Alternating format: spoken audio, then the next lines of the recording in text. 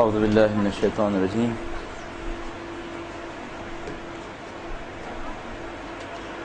اعوذ باللہ من الشیطان الرجیم بسم اللہ الرحمن الرحیم الحمد للہ رب العالمین والصلاة والسلام علی سید الانبیاء والمرسلین حبیب الہ العالمین ابو القاسم محمد اللہم صل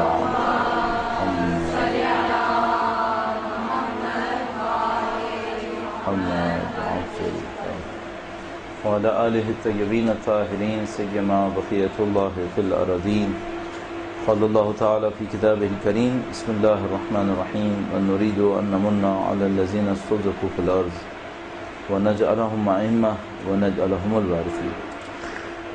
پروردگار عالم کی لطف و کرم سے دروس کا سلسلہ جاری ہے اور پچھلے ہفتے کے سیشن میں ہم نے آپ کی خدمت میں آداب وضو کے عنوان سے چند چیزیں عرض کی تھیں اور آج ہم نماز کے آداب کو بیان کرنے کی کوشش کریں گے، نماز کے فضائل کو بیان کرنے کی کوشش کریں گے.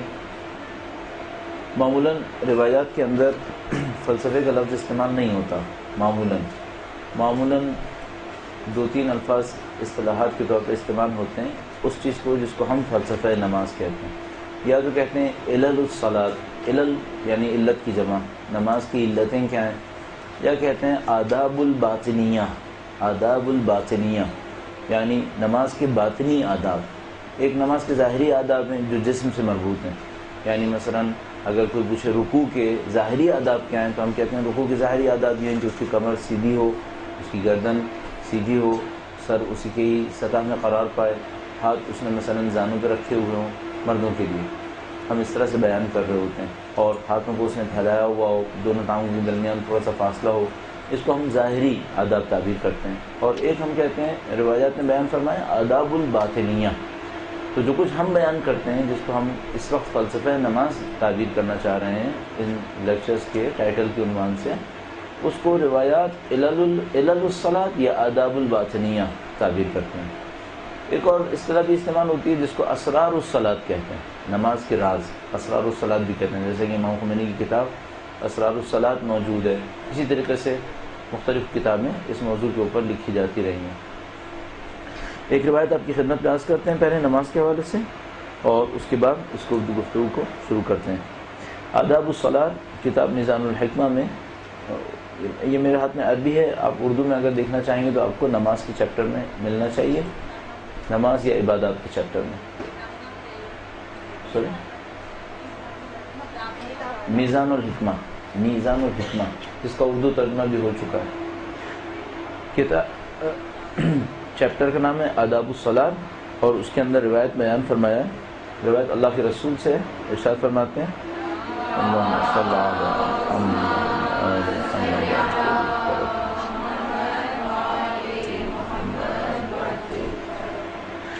فرمائے ان الرجلین من امتی یقومان فی الصلاۃ ورکوعہما وسجودہما واحد وانما بین صلاتیہما مثل ما بین السماء والارض. فرماتے ہیں میری امت کے دو مرد نماز انجام دیتے ہیں جن کے رکوع اور سجود ایک جیسے ہیں، لیکن ان کی نمازوں کے درمیان زمین اور آسمان کا فاصلہ ہے. بس ہو سکتا ہے کوئی ظاہری طور پر وہی اعمال انجام دے جو دوسرا انجام دے، لیکن دونوں کی نماز کے درمیان زمین اور آسمان کا فاصلہ ہو جائے. ظاہر ہے کہ زمین و آسمان کا فاصلہ اس کے اجر کے حساب سے ہو سکتا ہے، اس کے اسٹینڈرڈز کے حساب سے ہو سکتا ہے. چند اور متعدد روایات اس مفہوم کے اوپر ہیں اور ان میں سے ایک اور میں آپ کی خدمت میں عرض کرتا ہوں.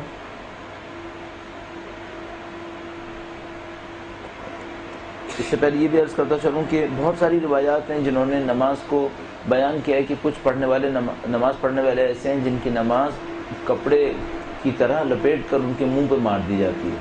اس طرح ہمارے پاس روایات موجود ہیں.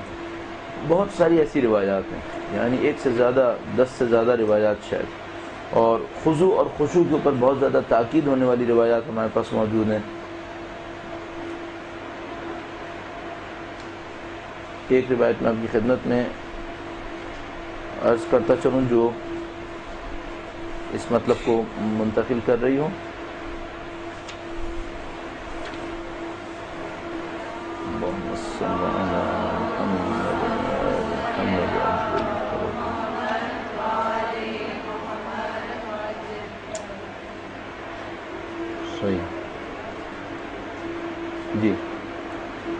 بھی روایت میں اس طرح ارشاد فرمایا، نماز میں سے بعض نمازیں ایسی ہوتی ہیں جس کا نصف قبول نہیں ہوتا، بعض ایسی ہوتی ہیں جن کا 1/3 قبول نہیں ہوتا، بعض کا 1/4 قبول نہیں ہوتا، بعض کا 5 میں سے 1 حصہ قبول نہیں ہوتا، یہاں تک کہ 10 میں سے 1 حصہ بھی قبول نہیں ہوتا۔ بعض نمازیں ایسی ہیں جن کا 1/10 بھی قبول نہیں ہوتا، یعنی 10% بھی قبول نہیں ہوتا، اور ان نمازوں میں سے بعض ایسی ہیں جن کو پڑھنے والے کے چہرے پر کپڑے کی طرح مار دیا جاتا ہے، اور تمہاری نماز میں سے وہی قبول ہوگی جس پر تمہارا دل توجہ دے گا۔ یہ اسٹینڈرڈ ہے۔ جب تک ہمیں پتہ ہے کہ ہم کیا کر رہے ہیں، کیا کہہ رہے ہیں اور کس کے سامنے کہہ رہے ہیں، اس وقت تک نماز قبول ہے۔ اپنے آپ کو کسی فریب میں مبتلا مت کیجیے گا، اپنے آپ کو کسی دھوکے میں مبتلا مت کیجیے گا۔ نماز میں سے بس اتنا قبول ہے جس میں ہمیں پتہ ہو کہ ہم کیا کر رہے ہیں، کیا کہہ رہے ہیں، کس سے کہہ رہے ہیں۔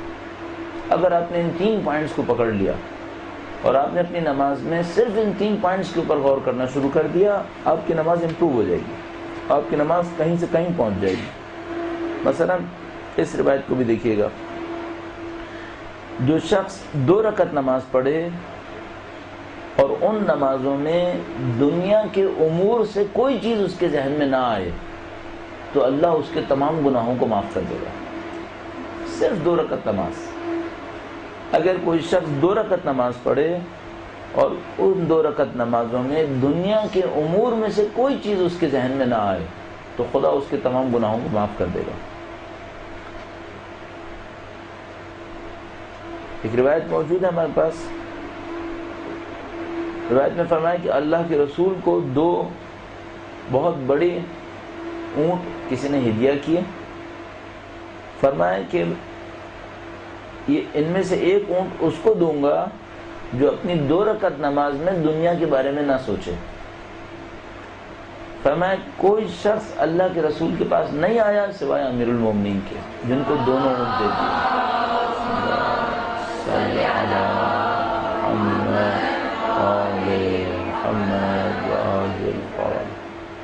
صرف مولا تشریف لائے اور اللہ کے رسول نے دونوں اونٹ انہیں عنایت فرمائے۔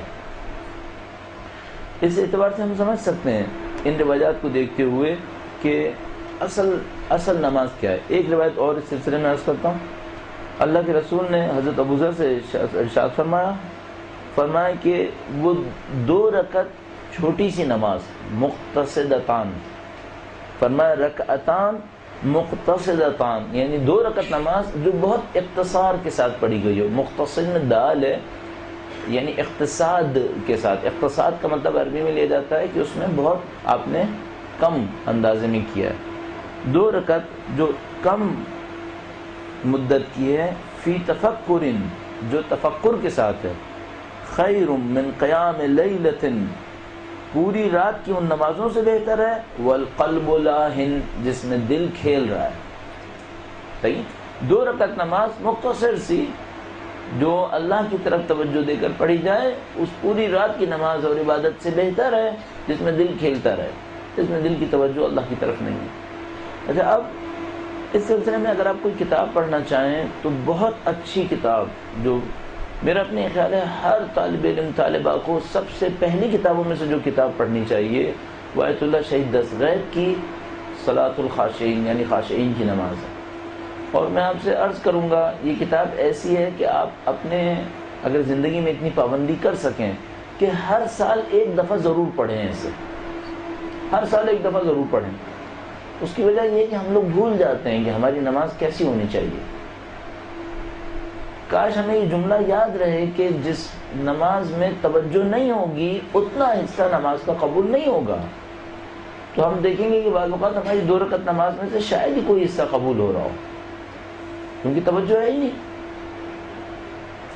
اور اس درس کا ایک ہدف یہ ہونا چاہیے کہ آپ کے اندر دوبارہ انسپریشن آئے اور آپ اور میں دوبارہ اپنی نمازوں کو بہتر بنانے کی طرف جائیں، زیادہ سے زیادہ بہتر پہ توجہ دیں۔ اور میں نے آپ کی خدمت میں عرض کیا، اس کے لیے آپ یہ کر سکتے ہیں کہ آپ صلاۃ الخاشعین کی نماز جو کتاب ہے آیت اللہ دستغیب کی، اس کتاب کو آپ ہر سال کم از کم ایک دفعہ ضرور پڑھتے رہیے، تو آپ کے اندر دوبارہ وہی انسپریشن آتی رہے گی۔ یہ چند روایات میں نے آپ کی خدمت میں عرض کی نماز کی اہمیت کے اعتبار سے اور نماز کے اندر جو کچھ آپ کو درکار ہے اس کے اعتبار سے۔ اب ہم چاہیں گے کہ نماز کی مصلحتوں اور حکمتوں کی طرف توجہ دیں۔ اس سلسلے میں بھی کچھ روایات موجود ہیں جن میں سے بعض نے بعض امور کو بیان کیا ہے اور کچھ تفصیل سے اور کچھ انتہائی اختصار سے بیان ہوا ہے۔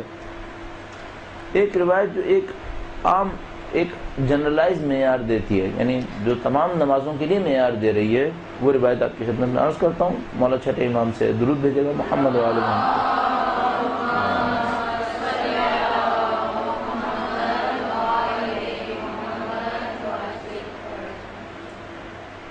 حدیث قدسی ہے یہ، اللہ نے حدیث قدسی میں نبی سے ارشاد فرمایا، اس کی نماز قبول کروں گا جو میری عظمت کے لیے متواضع ہو، جو میری عظمت کے سامنے اظہار تواضع کرے، اپنے نفس کو میری خاطر شہوات سے دور رکھے۔ ایک دفعہ ہم لوگ انسانوں کے خوف سے شہوات سے دور رہتے ہیں۔ آپ میں سے جو لوگ مجالس پڑھ رہے ہیں وہ انسانوں کے خوف سے بھی بے پردہ نہیں آئیں گے سامنے، ان کو خوف ہوگا کہ لوگ مجھے پہچانتے ہیں۔ فرمایا یکف نفسہ عن الشہوات من اجلی، جو میری خاطر، من اجلی میری خاطر اپنے نفس کو شہوات سے دور رکھے۔ یقطع نہارہ بذکری، اپنے دن کو میرے ذکر کی خاطر منقطع کر دے، یعنی دن کے اندر جب نماز کا وقت آئے نماز کی طرف پہلے جائے اور اپنے دن کی مصروفیتوں کو توڑ دے، اور میری مخلوق کے سامنے اظہار تکبر نہ کرے، میری مخلوق کے سامنے اظہار تکبر نہ کرے، بھوکے کو کھانا کھلائے، برہنہ کو لباس دے، جو مصیبت میں پڑا ہے اس پہ رحم کرے، جو گھر سے دور ہے اس کو پناہ دے۔ فرمایا اس شخص کا نور سورج کی طرح چمکاؤں گا، اس شخص کے لیے اندھیرے میں نورانیت قرار دوں گا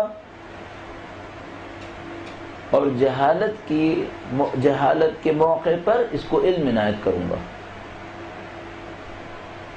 اللہ نے فرمایا فَذَلِكَ يَشْرِقُ نُورُهُ مِثْلُ الشَّمْسِ، اس شخص کا نور سورج کی طرح چمکے گا، خدا ایسا نور دے گا کہ یہ سورج کی طرح چمکے گا۔ وَأَجْعَلُ لَهُ فِي الظُّلُمَاتِ نُورًا، اور میں اس کے لیے اندھیرے میں نور قرار دوں گا۔ وَفِي الْجَهَالَةِ عَلَمْ، اور جہالت کے عالم میں جس وقت لوگ گمراہی میں مبتلا ہوں گے، نادانی میں مبتلا ہوں گے، اس کو علم نصیب ہو جائے گا۔ یہ وہ اب ہمیں اچھی طرح سوچنا چاہیے وہ نماز کون سی ہے جو یہاں تک پہنچا سکتی ہے۔ اچھا، اب ان تمام روایت کو میں نے تذکرہ نہیں کیا آپ کی خدمت میں جو آپ کو پہلے سے معلوم ہے، شاید ان میں سے بھی کچھ پہلے سے معلوم ہوں گی۔ مثلا الصلاۃ معراج المومن، نماز مومن کی معراج ہے۔ الصلاۃ قرۃ عینی الصلاۃ، میری آنکھوں کی ٹھنڈک نماز ہے۔ یہ سب روایات مشہور ہیں اور ہمیں معلوم ہے۔ سورہ طٰہٰ کے اندر آیت نمبر 42 میرے ذہن میں آتا ہے، سورہ طٰہٰ میں آیت نمبر 42۔ اگر میں نے کوئی غلطی کی تو میں بعد میں اس کی کریکشن کر دوں گا، جہاں تک میرے ذہن میں صحیح ہے۔ اس میں پروردگار عالم نے بیان کیا کہ کچھ لوگ جہنم میں جائیں گے اور فرشتے ان سے پوچھیں گے کہ کون سی چیز تمہیں سقر میں لے کے آئی؟ سقر جہنم کی گہری وادی، ہمیں نہیں معلوم جہنم کیا ہے، ہمیں نہیں معلوم جہنم کی وادیاں کیا ہیں، ہمیں صرف عناوین پتہ ہیں۔ جہنم کی کوئی انتہائی گہری وادی ہے، معذب وادی جس میں عذاب شدید ہے، اس کا نام سقر ہے۔ ما سلککم فی سقر، کون سی چیز تمہیں سقر لے کے آئی؟ جواب دینے والے کہیں گے لم نکو من المصلین، ہم نماز پڑھنے والوں میں سے نہیں تھے۔ سورہ مدثر، ٹھیک ہے، سورہ طٰہٰ میں مدثر میں پہلے کئی دفعہ اس کو درس میں عرض کر چکا ہوں مجالس میں، لیکن میرے ذہن میں سورہ طٰہٰ کی ایک روایت رزق کے حوالے سے اس سے کنفیوژن ہو رہی تھی۔ سورہ مدثر میں بالکل صحیح، ما سلککم فی سقر، کون سی چیز تمہیں سقر لے کر آئی؟ فرمایا لم، یہ پوچھا گیا فرشتوں کی طرف سے، جواب دینے والے جواب کیا رہے؟ لم نکو من المصلین، ہم نماز پڑھنے والوں میں سے نہیں تھے۔ صحیح۔ اچھا اب ہم کہہ سکتے ہیں کہ کچھ لوگ نماز پڑھنے والے ہیں لیکن ان کی نماز کو روایت نماز قبول نہیں کر رہی ہیں، اس کا مطلب ہے لم نکو من المصلین ضروری نہیں ہے وہ نماز نہ پڑھتے ہوں، شاید نماز پڑھتے ہوں، اس پائے کی نماز نہ پڑھتے ہوں۔ ہمیں اپنے آپ سے پوچھنا پڑے گا کہ جو ہم نماز پڑھ رہے ہیں کیا آیا اس پہ اتنی طاقت ہے کہ یہ ہمیں وہاں سے بچا لے؟ اب ذرا تصور فرمائیے گا مصلین کا ٹائٹل کتنا بڑا ٹائٹل ہے کہ ابو ثمامہ ساعدی جب عاشور کے دن سید الشہداء سے کہتے ہیں کہ مولا آپ کے پیچھے ہم آخری نماز پڑھنا چاہتے ہیں، تو سید الشہداء دعا میں فرماتے ہیں خدا تمہیں مصلین میں سے قرار دے، خدا تمہیں مصلین میں سے قرار دے۔ تصور فرمائے کہ یہ مجاہد ہیں، مجاہد ہیں، یہ ناصر امام ہیں، یہ قربانی دے چکے ہیں، سب کچھ کرنے کے بعد اب سید الشہداء فرمانے خدا تمہیں مصلین میں سے قرار دے۔ اس کا مطلب مصلین بہت بڑا لقب ہے کوئی۔ اور سقر میں جانے والے کہہ رہے ہیں لم نکو من المصلین، ہم مصلین میں سے نہیں تھے۔ بس مصلین کوئی بہت بڑا لقب ہے جس کے لیے بہت جد و جہد چاہیے۔ اب ہمیں اپنے آپ سے ایک سوال کرنا چاہیے، آیا ہماری نماز وہ نماز ہے جو ہمیں مصلی بنا دے؟ اب اگر ہمیں اس نماز کو اس نماز تک پہنچانا ہے جو ہمیں مصلی بنائے تو ہمیں کچھ محنت کرنی پڑے گی، اپنی نماز کو صحیح حالت میں لانا ہوگا، اور اس کے بہت سارے پوائنٹس ہیں جس کے اوپر ہمیں توجہ دینی ہوگی۔ آپ کی خدمت میں چند عرض کروں گا، درود بھیجے گا محمد و آل محمد۔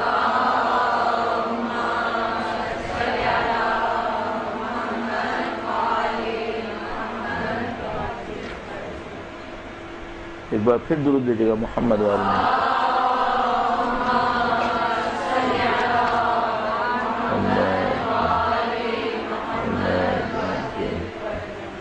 مجھے کوئی ایک روایت ایسی نہیں ملی جس نے تمام آداب صلاۃ کو بیان کیا ہو، روایتیں مختلف حصوں کو بیان کر رہی ہیں، اور اس خاطر میں مجبور ہوں کہ ایک روایت آپ کی خدمت میں عرض کروں اور باقی پھر ہم اپنی گفتگو کو آپ کی خدمت میں عرض کریں۔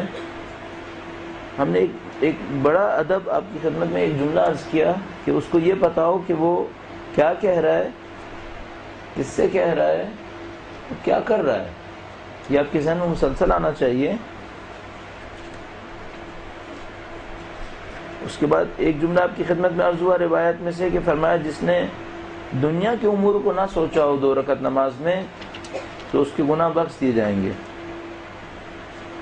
اب ایک روایت ہمارے پاس ہے جو قدر تفصیل سے ہے،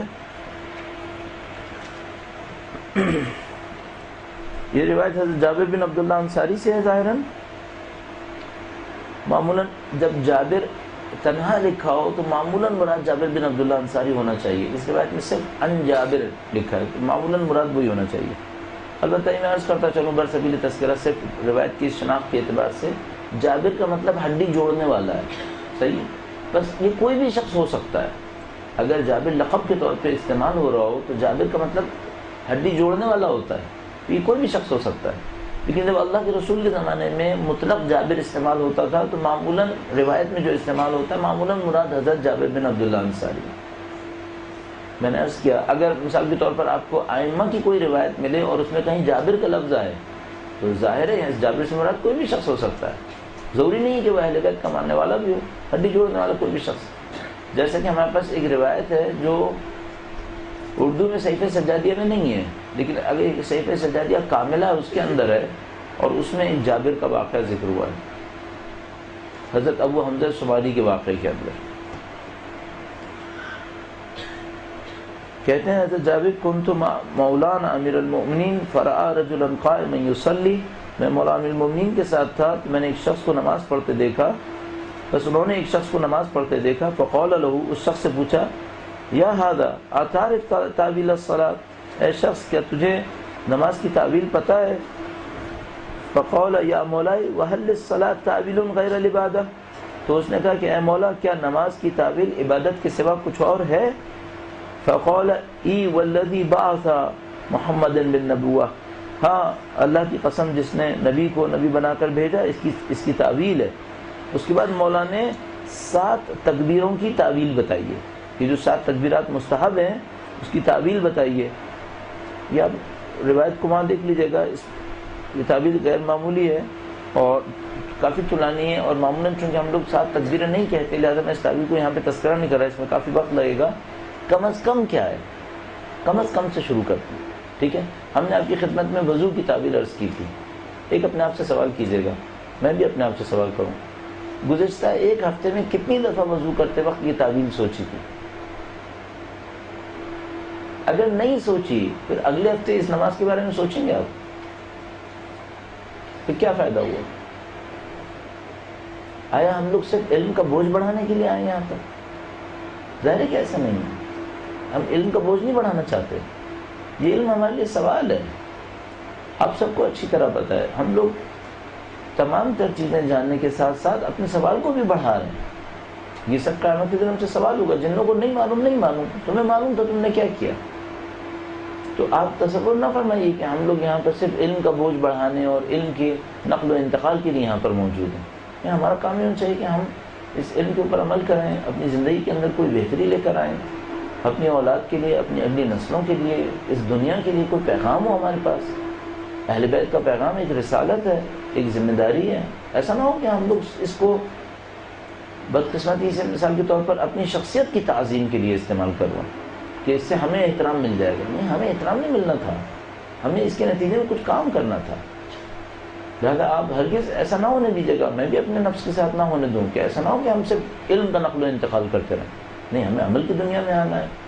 اگر آپ کو وضو کی تعویل پتہ چلی ہے تو یہ طے نہیں ہے کہ یہ صرف پتہ چلنے کے لیے، یہ طے ہوا ہے کہ آپ نے عمل کرنا ہے، اور اگر آپ عمل نہیں کریں گے آپ اپنے لیے مصیبت بنا لیں گے۔ کم از کم آپ عامل ہوں، چاہے پورے پہ عمل نہ کیا ہو، لیکن کم از کم اتنا ہو کہ اللہ کی طرف سے آپ عامل کہنا ہے، عمل کرنے والے کہنا ہے، تارک نہ کہنا ہے، ترک کرنے والے نہ کہنا ہے۔ مثلاً آپ نے ہفتے میں جتنی دفعہ وضو کیا اور شاید توجہ نہ دی ہو، آپ نے وضو میں مثلاً جتنے اعضاء کو وضو کیا ان سب میں توجہ نہ دی ہو، کم سے کم ایک دفعہ تو ہونا چاہیے۔ ہر وضو پر کوئی ایک عضو پہ تو توجہ دیں نا آپ۔ عامل کہنا ہے، اس بات کو ہمیشہ ذہن میں رکھیے گا، یہ ٹائٹل اہم ہے۔ آپ عامل ہیں یا تارک ہیں؟ کم از کم اتنا عمل کر لیں قیامت کے دن ہم لوگ تارک نہ کہنا ہے کہ یہ لوگ عمل کو ترک کرنے والے تھے، کیونکہ آپ جان چکے ہیں۔ اب آپ غافل اور جاہل نہیں ہیں، اب آپ تارک ہیں، نعوذ باللہ تعالی۔ اور عمل کریں گے تو عامل ہیں۔ آپ ایسا نہ ہو کہ ہم کسی اور مشکل میں پھنس جائیں۔ یعنی آپ تصور فرما رہے ہم لوگ یہاں پہ ثواب لینے آئے تھے، ایسا نہ ہو کہ ہم اپنے حساب کو بھاری کر کے گھروں کو واپس جا رہے ہیں۔ اپنے لیے مشکل مت بنائیے گا، آپ کو عمل کرنے والا بننا ہے۔ لہٰذا میں نے آپ کی خدمت میں عرض کیا تھا جہاں پہ آپ وضو کرتے ہیں وہاں پر پلاسٹک کوٹنگ کر کے لٹکا لیجیے تاکہ آپ کے لیے مشکل نہ بنے۔ یہ دعائیں ہر جگہ موجود ہیں، توجیہ مسائل کے اندر بھی موجود ہیں، اور اگر اور بڑی کتابوں میں دیکھیں تو اس میں یقیناً موجود ہیں۔ تو توجہ فرمائیے گا۔ مجھے بہت زیادہ اس بات کا ڈر لگا رہتا ہے اپنے نفس سے بھی اور آپ سے بھی، مجھے کہ ایسا نہ ہو کہ ہم لوگ صرف علم کو بوجھ لے کے پھرتے رہیں۔ ہمیں عمل کرنا ہے، عمل کی دنیا میں آئیں۔ اور یہ میں آپ کی خدمت میں مکمل سکون سے عرض کر دوں، پھر مجھے یاد دلانا پڑتا ہے 27 سال ہو گئے مجھے طالب علم بنے ہوئے۔ ایک ہفتے آپ نے آداب کے ساتھ نماز پڑھ لی، آپ کو معنویت ملے گی۔ ایک ہفتے بھی پڑھ لی بہت ہے۔ آپ نے ہفتے بھر کی نمازیں، روزانہ کی نمازیں آداب کے ساتھ پڑھ لیں، جو ابھی آداب آپ کی خدمت میں عرض ہوں گے اور جو وضو کے سائے میں عرض ہو چکے ہیں، یقین فرمائیے آپ کی معنویت میں کوئی نہ کوئی ترقی ہوگی سوائے ایک مصیبت کے کہ لقمہ حرام ہو، پھر کچھ نصیب نہیں ہوتا۔ حرام لقمے کے ساتھ کچھ نصیب نہیں ہوتا۔ لقمہ حرام بہت بڑی مصیبت ہے، اس سے بچنا ہوگا۔ باقی یہ ہے کہ یہ تعویلات صلاۃ، آداب صلاۃ، یہ ہمیں کہیں سے کہیں پہنچا سکتے ہیں، تو آپ اس پہ توجہ فرمائیے گا۔ آپ نماز پڑھنے کھڑے ہوئے، آپ نے اذان دی، اقامہ دیا، دونوں مستحب ہیں، چاہیں تو آپ دیں چاہیں تو نہ دیں، لیکن کوشش یہ کریں کہ اقامہ کم از کم ضرور کہہ دیں۔ چونکہ اس میں آپ کی توجہ بڑھ رہی ہوتی ہے، آپ کی توجہات اللہ کی طرف بڑھ رہی ہوتی ہیں، آپ نے حقائق کا اعتراف کیا ہوتا ہے. یہ جملات کیا ہیں؟ آپ شہادت دیتے ہیں، گواہیاں ہیں اس کے اندر، یہ سب حقائق کا اعتراف ہے، ایک حقیقت کا اعتراف. مثلا فرض فرمائیں آپ کہیں جائیں کسی خطرناک جگہ پہ کارخانے کے اندر، تو آپ کو ایک پیپر دے دیتے ہیں بعض اوقات، کہتے ہیں بھائی یہ دیکھو یہ پیپر پڑھ لو. اچھا یہ پیپر پڑھنے تو کیا ہوگا؟ اس میں ریمائنڈر لکھا ہوتا ہے، یاد رکھنا کہ یہاں پہ کرنٹ ہے، یاد رکھنا کہ یہاں پہ یہ ہونا ہے. مثلا وہ آپ کو ایک چیک لسٹ دے دیتے ہیں، اگر بہت خطرناک جگہ تو ایک پوری چیک لسٹ دے دیتے ہیں، کہتے ہیں انٹر ہونے سے پہلے ایک چیک لسٹ کو آپ ٹک کریں. تو چیک لسٹ ٹک ہو رہی ہوتی ہے کہ مثلا آپ یہ ذہن میں رکھیے گا آپ نے یہ کر لیا یا نہیں کیا ہے، اگر آپ ایسے تو آپ نہیں اندر آئیے گا، یہ سب چیک لسٹ ہوتی ہے. یہ در حقیقت نماز میں داخل ہونے سے پہلے گویا ایک ریمائنڈر ہے کہ جن حقائق کو آپ مانتے تھے وہ یہ تھے، اللہ ہے، نبی ہے، وصی اور امام ہے. یہ نماز بہترین عمل ہے، آپ کو اللہ کی طرف بھلائی کے لیے بڑھنا ہے. ان تمام باتوں کا اعتراف کرتے ہوئے آپ نماز کی طرف آ رہے ہوتے ہیں. خرابی وہیں سے شروع ہوتی ہے جہاں سے اقامے میں توجہ نہیں ہوتی، پھر نماز میں بھی توجہ خراب ہو جاتی ہے.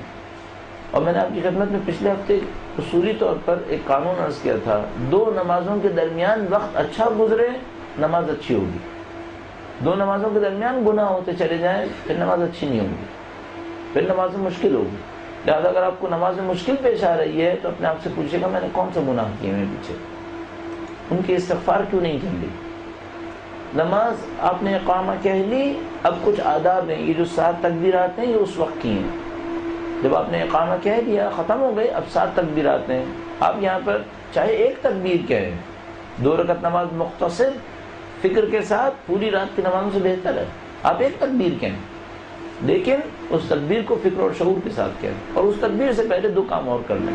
نمبر 1 استغفار کرنے اللہ کے حضور کہ خدایا اس نماز اور پچھلی نماز کے دوران میں نے گناہ کیے ہوں گے، شاید جن کا علم مجھے نہیں ہے اور کچھ کا علم مجھے ہے، سب کا استغفار کرتے ہیں، گناہوں کی استغفار کرنا.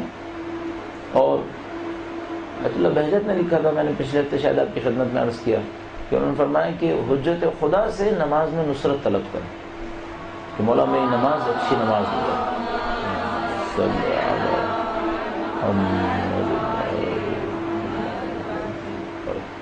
اچھا اب آپ نے تکبیرہ کہنی ہے، اس تکبیرہ پہ کم از کم کیا ہونا چاہیے؟ تکبیرۃ الاحرام. اور جیسا کہ اس کے نام سے ظاہر ہے اب اس کے بعد کچھ چیزیں حرام ہو گئی ہیں. وہ حرام چیزیں کیا ہیں؟ جسم کے اعتبار سے یہ ہے کہ اب آپ نیت نہیں توڑ سکتے، آپ کو نماز پوری کرنی ہے. یہ کہ اب آپ اپنے سر کو موڑ نہیں سکتے، آپ کو اپنے رخ کو قبلے کی سمت رکھنا ہے. یہ کہ اب آپ کلام نہیں کر سکتے، آپ کو نماز کے سوا کچھ نہیں کرنا ہے. صحیح؟ یہ سب کے سب سمبولک ہیں، سب کے سب سمبولک. اصل یہ جو آپ قبلے کی طرف کھڑے ہوئے ہیں، یہ کیوں کھڑے ہوئے ہیں؟ اس شعور کے ساتھ چیزوں کو سوچنا شروع کر دیں. ایک اور عنوان موجود ہے ہمارے پاس، فلسفۃ الحج، حج کا فلسفہ، جس کو تعویل حج بھی کہتے ہیں. حج میں مثال کے طور پر جب طواف ہو رہا ہوتا ہے تو اس کی بہت عجیب تعویل لکھی ہوئی ہے، اس کی تشریح لکھی ہوئی ہے، اور اس میں لکھا ہے کہ یہ جو طواف ہے وہ اس طرح سے ہے کہ جس طرح میں اپنے چکروں میں اللہ کے گھر کو مرکز بنا رہا ہوں، اللہ سے وعدہ کرتا ہوں کہ اپنی زندگی کے ہدف میں خدا کو مرکز بناؤں گا، خدا کو مرکز بناؤں گا. زندگی میری خدا کی خاطر گزرے گی، وہ میرا ہدف ہوگا.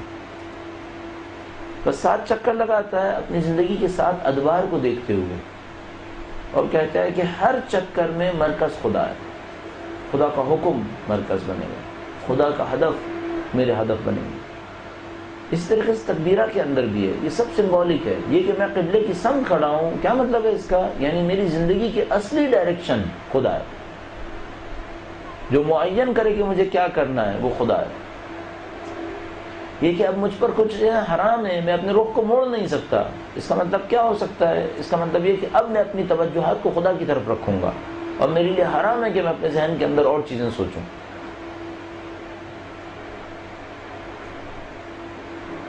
اب اسی کے ساتھ آداب ہیں اس کے، مثلا ہاتھ اٹھائے. یہ جو ہاتھ اٹھانے کس بات کی علامت ہے؟ یہ کہ میں اعتراف کرتا ہوں، اعتراف کرتا ہوں خدا کے سامنے.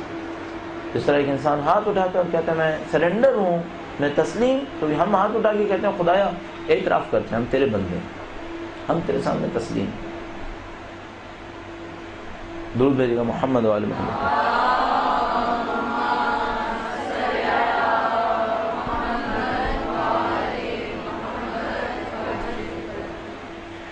ہم اپنے آپ کو تسلیم کرتے ہیں خدا متعال کے سامنے، اس ہاتھ کو اٹھا کے، اور قبلہ رخ ہو کر خدا متعال سے کہتے ہیں خدا تو ہی اصل ہے، میں تیرے سامنے تسلیم ہوں. اور اس کے بعد اللہ اکبر. کیا مطلب؟ اے خدا تو ہی عظیم ہے، عظمت تیرے لیے، جلالت تیرے لیے. ہم میں روایت موجود ہے کہ اگر کوئی تکبیر کہے اور اللہ کی عظمت اس کے دل میں نہ آئے تو اس کی تکبیر قبول نہیں ہے. خدا میں محفوظ کریں، ہم پتہ نہیں کتنی تکبیرات بغیر عظمت کے کہہ رہے ہیں، بغیر جلالت کے کہہ رہے ہیں. اعوذ باللہ، اہانت ہے خدا متعال کی بارگاہ میں. خدا ہم سب کو محفوظ کرے. واقعا اللہ نہیں معلوم کس کے صدقے میں دعا قبول ہوتی ہے، لیکن خدا متعال سے عاجزانہ اس بات کا صدقہ طلب کیا جا سکتا ہے کہ خدا نہیں معلوم کس کی دعا قبول ہونی ہے، لیکن کسی کی بھی دعا قبول ہو، ہماری نماز اچھی ہو جائے کس طریقے سے. یہ اصل معیار ہے. نماز بہتر ہو گئی، سب بہتر ہو سکتا ہے. نماز صحیح نہیں ہوئی، یہ یقین فرمائیے یہ علم وغیرہ یہ سب چیزیں تقریباً پھر فضول ہیں. اس کا مطلب ہم لوگ کھیل رہے ہیں آپ سے. پہلی چیز جس پر ہمیں محنت کرنی پڑے گی وہ یہ کہ ہماری نماز صحیح ہو جائے. خدا نے متعال سے کہا خدا ہم تسلیم، ہم تیرے بندے ہیں، تیری بارگاہ میں آئے. دنیا میں بڑے لوگ اپنے مقام تک پہنچنے کے لیے رکاوٹیں رکھتے ہیں، لیکن خدا ہے جس نے کوئی رکاوٹ نہیں رکھی، قبول کرتا ہے اپنے بندوں کو. لہذا پاکیزگی کے ساتھ داخل ہوتے ہیں خدا متعال کی بارگاہ میں، اعتراف کرتے ہیں، اللہ اکبر کہتے ہیں. چند سیکنڈ بھی اگر آپ رک جائیں، 1-2 سیکنڈ، اور اس تکبیر کے ساتھ عظمت کو سوچ لیں، یہ کہیں بہتر ہے ہمارے لیے، بہت بہتر ہے. اپنی عادت بنا لیں کہ جیسے آپ تکبیرۃ الاحرام کہیں، 1-2 سیکنڈ کے لیے رک کر اللہ کی عظمت کو سوچیں. خدا عظیم ہے، اس کی عظمت ہے، ہم اس کے سامنے حقیر ہیں. اور اس کی مختلف تمثیلات ہیں. میں نے آپ کی خدمت میں عرض کیا، ایک چیز یہ سوچیں کس کے سامنے کھڑے ہیں، کیا کہہ رہے ہیں، کیا کر رہے ہیں. یہ 2-3 پوائنٹس ہیں جو سوچنے کے لیے. کس کے سامنے کھڑے ہیں، صرف انسان یہ سوچے میں خدا کے سامنے ہوں. تو ہمارے پاس موجود ہے روایات، دسیوں روایات کے اہل بیت کے بدن پہ لرزہ طاری ہو جاتا تھا جب وہ نماز پڑھنے کے لیے کھڑے ہوتے تھے. کیوں ہمارے دل اتنے سخت ہیں؟ کیوں ہمیں خدا کے مطابق کوئی خوف نہیں ہے؟ اور بخدا میں آپ کی خدمت میں اس لیے عرض کروں تاکہ مجھے نصیحت ہو جائے کہ ہم سب کو نصیحت کرنے والے کی ضرورت ہے. ہم سب کو ناصح چاہیے، اور اگر ہم اپنے نفس کو نصیحت نہیں کر سکے تو ہم دوسروں کو نصیحت نہیں کر سکیں گے. ہر انسان کو پہلے اپنے نفس کو نصیحت کرنی چاہیے. لہٰذا پہلے اپنے آپ کو نصیحت کریں کہ ہمیں نصیحت چاہیے. ہمارے دل کیوں سخت ہیں؟ کیوں ہم خدا متعال کے سامنے اس طرح سے لاپرواہ ہیں کہ ہم نمازیں پڑھتے رہتے ہیں، 4 رکعت نماز پڑھ رہتے ہیں، ہم پتہ نہیں چلتا ہم نے نماز پڑھ لی. تکبیر پہ شروع کرتے ہیں، سلام پہ ختم کرتے ہیں، پتہ نہیں چلتا نماز ختم ہو گئی. وہاں سے اعتراف شروع کریں اللہ کی بارگاہ میں، اس کی عظمت جلالت کا اعتراف کریں. چند سیکنڈ کے لیے سوچیں میں خدا کی بارگاہ میں ایسے کھڑا ہوں جیسے قیامت کے دن مجھے اس کے سامنے کھڑا ہونا. اس دن کتنی ذلت کا دن ہو سکتا ہے اگر آج یہ نماز قبول نہیں ہوئی. جتنی بھی عبادات ہم انجام دیتے ہیں، جتنے بھی اعمال ہم انجام دیتے ہیں، چاہے کہیں، چاہے سنیں، چاہے سوچیں، چاہے نیت کریں، ان سب کی شکلیں بنیں گی. آپ کی اور میری نماز کی ایک شکل بنے گی، ایک وجود ملے گا اسے. لہٰذا ہمارے پاس موجود ہے روایات کے اندر کہ قیامت کے دن کسی انسان کے ساتھ ہوگا کہ اس کے ساتھ کوئی بہت متین، متواضع، ہمدرد، مختلف میدانوں میں اس کے کام آنے والا ساتھ ہوگا، جو مختلف مصیبتوں میں اس کے کام آئے گا، برزخ کی زندگی میں، محشر کے مقام پر. اور وہ شخص کبھی اس سے پوچھے گا تو کون ہے جو میرے اتنے کام آیا ہے؟ تو نہ ہوتا تو میں برزخ میں پھنس جاتا، میں برزخ سے نکل نہیں سکتا تھا. اور یہ جواب دے گا کہ میں تیری نماز ہوں، تو نے مجھے اچھا رکھا، میں نے تجھے اچھا رکھا ہے. ذرا سا رک کر سوچے گا اب تک کی جو ہماری نماز ہے ہمیں برزخ میں سنبھال لے گی. کیا پڑھا ہے ہم نے؟ کیا کیا ہے؟ اس نماز سے برسہ گزار لیں گے ہم لوگ جو اب تک ہم نے پڑھی ہیں، ان نمازوں سے قیامت گزار لیں گے ہم لوگ، جبکہ نماز نے ہمارا ہمدرد بننا ہے، اس نے ہمارے ساتھ رہنا ہے۔ یہ تو میں اس صورت میں سوچ رہے ہیں کہ جب وہ برائی نہ بنے، اور اگر ہماری نمازیں بری بن رہی ہیں تو اب ہمیں اس برے کے ساتھ برزخ گزارنی ہے۔ پھر کسی کی نماز جانور کی صورت میں ہے، اس کو اس جانور کے ساتھ پوری برزخ کا وقت گزارنا ہے، نہ کہ ہمدردی نہیں ہے، کوئی مدد نہیں ہے، ایک مصیبت بھی ہے۔ کیوں؟ نماز اچھی نہیں ہے، یا نہیں پڑھی ہے، یا اچھی نہیں ہے۔ تو نماز کے نام پر جو وجود اس کو مل رہا ہے وہ حیوانی وجود مل رہا ہے، اور ایک شخص کو نماز کے نام پر ایک رحمانی وجود ملتا ہے، نورانی وجود ملتا ہے، جس کے نور سے اس کو مدد ملتی ہے، جس کی ہمدردی سے اس کی مصیبتیں آسان ہوتی ہیں۔ اب اور میں تصور کریں ہمیں نماز سے کیا چاہیے؟ تکبیر کہیں، اللہ اکبر، اللہ کی عظمت اور جلالت چند لمحے کے لیے، چند سیکنڈز کے لیے اپنے ذہن میں لانے کی کوشش کریں۔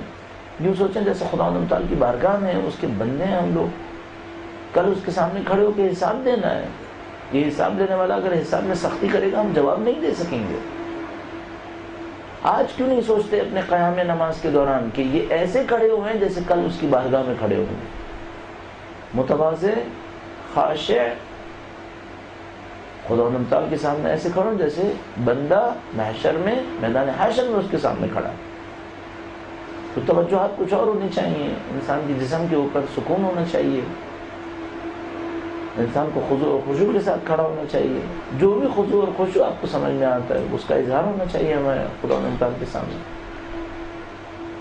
بس وہ تکبیر اور یہ قیام۔ اب اس میں آپ حمد پڑھیں گے، سورہ پڑھیں گے۔ حمد و سورہ میں مسلسل خداوند تعالیٰ کی طرف ذکر ہو کہ یہ خدا نے کیا پیغام دیا ہے جو ہم سے دہرانے کو کہا ہے، کیوں خدا نے سورہ حمد رکھی ہے، کیوں خدا نے سورہ حمد کو اتنا زیادہ دہرانے پر اصرار کیا۔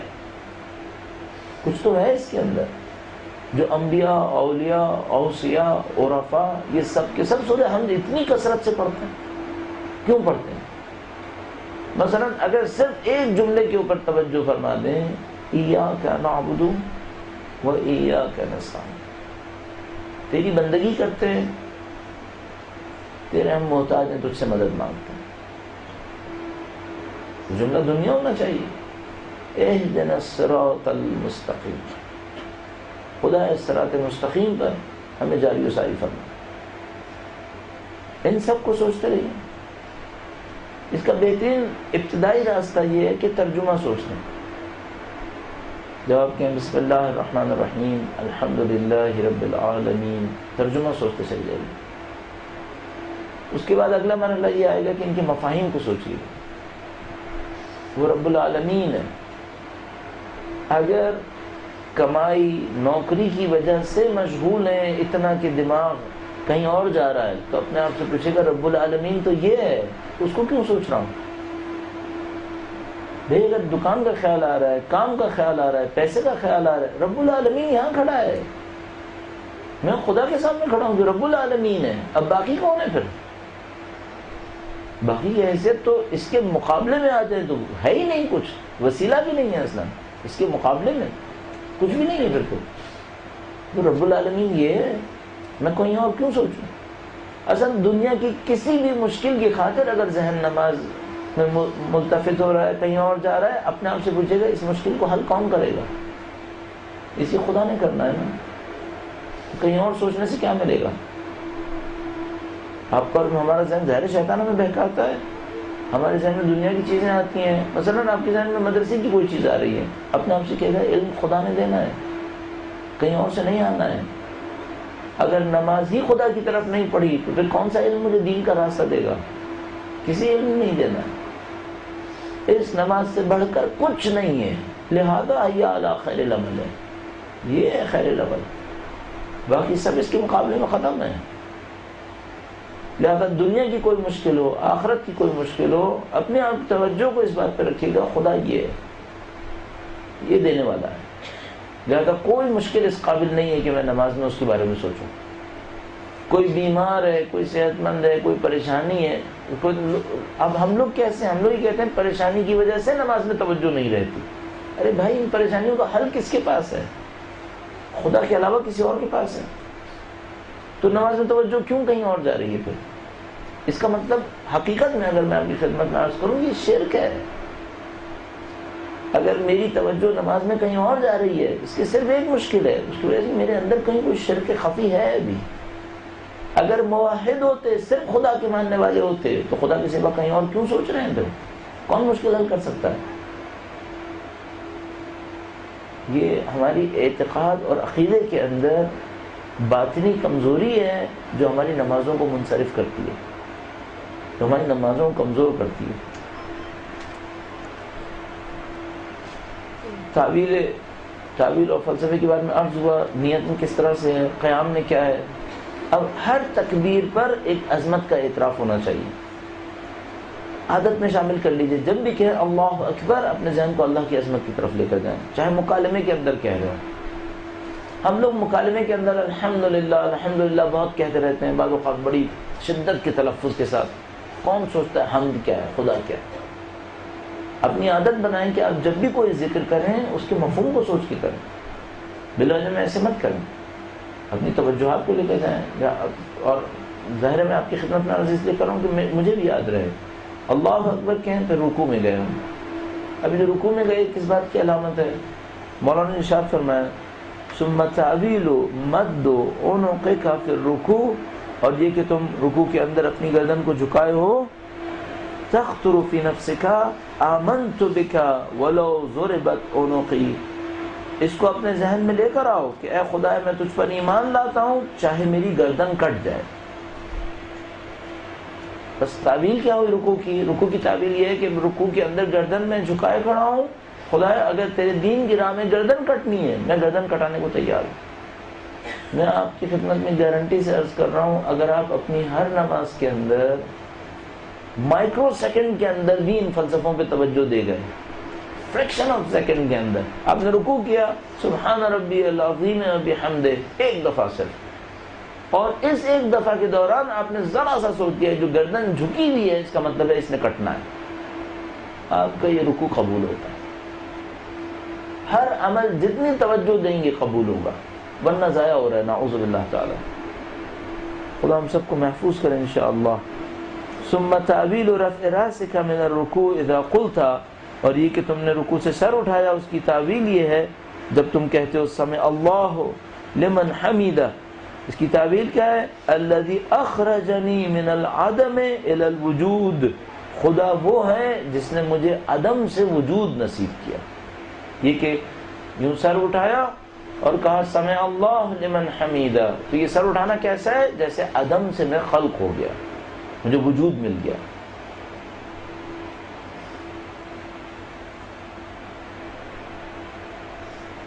اب اسی طریقے سے سمع اللہ لمن حمیدہ، خدا اس کی سنتا ہے جو اس کی حمد کرتا ہے. ذرا سی دیر کے لیے اپنے آپ سے سوچیے گا خدا سن رہا ہے. اتنا لطف آنا چاہیے اس کو احساس کر کے کہ وہ مالک الملک میری بھی سن رہا ہے. کتنا لطف آتا ہے انسان کو جب وہ دنیا کے کسی ایسے انسان کے بارے میں سوچتا ہے جس کو چاہتا ہے کہ وہ مجھ سے رابطے میں ہے. اور ہم سب جانتے ہیں کہ کوئی خدا سے زیادہ ہمیں نہیں چاہتا. کیوں اس پہ لطف نہیں آتا کہ وہ ہمیں سن رہا ہے جبکہ وہ مالک الملک ہے اور ہماری کوئی حیثیت نہیں ہے کہ وہ ہمیں سنے. لیکن اور وہ کہہ رہے ہیں سمع اللہ لمن حمیدہ، جو خدا کی حمد کرتا ہے خدا اس کی سنتا ہے. اس کے بعد سجدے میں گئے. سجدے میں آپ نے پیشانی کو سجدگاہ پر یا خاک پہ رکھا، کم از کم یہ کہ آپ نے اپنے آپ کو جھکایا ہوا ہے. وتعویل السجدۃ الاولى، سجدہ اولا کی تعویل ان تخطر فی نفسک وانت ساجد، کہ تم اپنے نفس میں یہ احساس کرنا، یہ خیال لانا جبکہ تم سجدے میں ہو، منہا خلقتنی، اے خدایا تو نے مجھے اس مٹی سے خلق کیا، میں مٹی سے خلق ہوں. تکبر کے خاتمے کے لیے خدا میں مخلوق ہوں جو مٹی سے خلق ہوں. دنیا میں کچھ بھی ہو میرے پاس، اصل یہ ہے کہ میں تیری مخلوق ہوں اور مٹی سے خلق ہوں. بہت باریک ایک اور نقطہ بھی ہے یہ جو پیشانی کا وصف ہے یہ انسان کی علامت ہوتی ہے کہ یہ انسان کیسا انسان ہے. پتہ نہیں کتنے سائیکالوجسٹ ہوتے ہیں جو یہاں پر موجود نشانیوں سے انسان کے بارے میں جاننے کی کوشش کرتے ہیں. اس کے علاوہ یہ بھی کہتے ہیں کہ یہ جو پیشانی کا مرکز ہوتا ہے یہ انسان کے فیصلوں کو صحیح فیصلوں تک پہنچانے میں مدد دیتا ہے. یعنی اگر اس مرکز کے اوپر کوئی ٹھیس لگتی ہے تو آپ کے ڈیسیشنز اچھے ڈیسیشنز نہیں ہوں گے، آپ کے فیصلے اچھے فیصلے نہیں ہوں گے. مجھے سمجھ میں آتا ہے کہ شاید اللہ نے اس مرکز کو زمین پر رکھ کر اپنی بندگی میں ڈال کر ہمیں یہ سکھانا چاہا ہے کہ تمہارے فیصلے بندگی کے ذریعے طے ہونے چاہیے. فیصلوں پہ تاثیر بندگی کی ہونی چاہیے، فیصلوں پہ تاثیر خواہشات نفسانیہ کی نہیں ہونی چاہیے. اور ہم یہیں پہ ایک دعا بھی کر سکتے ہیں کہ خدا میں اپنے فیصلے کے مرکز کو تیرے سامنے جھکا رہا ہوں تاکہ تو مجھے صحیح فیصلے نصیب فرما دے. بس میں مٹی سے خلق ہوا ہوں، میرا وجود تیری خاطر ہے، میرا وجود تیرے سامنے جھکا ہوا ہے. اور اسی طرح ہم احساس کر سکتے ہیں خدا جس طرح میں نے سر کو تیرے سامنے جھکایا ہے تو میرے وجود کو اپنے سامنے جھکا دے. میں تیرا بندہ بن جاؤں، میں اپنی خواہشات کا بندہ نہ بنوں، میں دنیا کا بندہ نہ بنوں، میں انسانوں کا بندہ نہ بنوں، میں تیرا بندہ بنوں. اور میں اپنے سر کو جھکاتا ہوں تیرے سامنے. اس کے بعد انتہائی خوبصورت ایک تعبیر ہے وہ یہ کہ جو سجدے سے سر اٹھایا تو فرمایا وَرَفْعُ رَأْسِكَ تَخْطُرُ بِقَلْبِكَ، اور سر کو اٹھاتے وقت یوں سوچے وَمِنْهَا أَخْرَجْتَنِي، اے خدایا اس مٹی سے تو نے مجھے خارج کیا ہے، یہاں سے نکالا. اچھا یہ جو دو سجدوں کے درمیان آپ بیٹھے ہیں یہ کیا ہے؟ بہت اچھی تعبیر. ذرا سوچے گا، پہلا سجدہ آپ کا اور میرا مٹی سے خلق ہونا ہے، دوسرا سجدہ اسی مٹی میں واپس جانا ہے. یہ ہماری خبر ہے، دوسرا سجدہ ہماری خبر ہے. اور ان دو سجدوں کے درمیان ہماری دنیا ہے جس میں ہم خدا سے کہہ رہے ہیں استغفر اللہ ربی واتوب الیہ. کیوں؟ یہ دنیا بری جگہ ہے، یہ دنیا گناہ کا مقام ہے، یہ دنیا لغزش کی جگہ ہے. استغفر اللہ ربی واتوب الیہ، کچھ بھی کر لوں گناہ ہوگا. میں خدا سے پناہ مانگتا ہوں، خدا سے استغفار طلب کرتا ہوں اس دنیا کے اندر رہتے ہوئے میں دنیا میں غرق نہ ہو جاؤں. کہیں ایسا نہ ہو اس دنیا میں رہتے ہوئے میرے گناہ بڑھ نہ جائیں. یہ استغفر اللہ بہت نفیس اشارہ ہے اس دنیا کی حقیقت کے اوپر.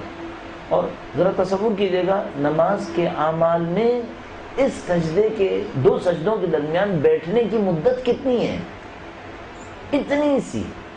یہ دنیا ہے، ختم. اس سے پہلے مٹی ہے، اس کے بعد مٹی ہے، اور یہ بیچ میں دنیا. اور جتنا مر رہے ہیں لوگ ایک دوسرے سے کٹ کٹ کے تو اس دنیا پر جس کی مدت قصیر ہے، جس کا مقام ذلیل ہے، اس کے لیے مر رہے ہیں. عقل نہیں ہے ہم لوگوں کو، فکر نہیں ہے ہمارے اندر کہ یہ صرف 50-60 سال ہیں، اس سے زیادہ نہیں ہے. اس سے پہلے ہمیشہ سے ہیں، اس کے بعد ہمیشہ رہیں گے. یہ 50-60 سال ہے، اس کو بقا بھی نہیں ہے، اس کو فنا ہے. اور یہ ذلت کی جگہ ہے. کیوں اس پہ اتنا مر رہے ہیں؟ استغفر اللہ ربی واتوب الیہ، خدا سے استغفار کر. دوسرا سجدہ گویا قبر کا ہے، گویا یہاں سے برزخ شروع ہو گئی ہے. کسی کو اپنی برزخ خوبصورت کرنی ہے اسے چاہیے اپنا دوسرا سجدہ خوبصورت کرے.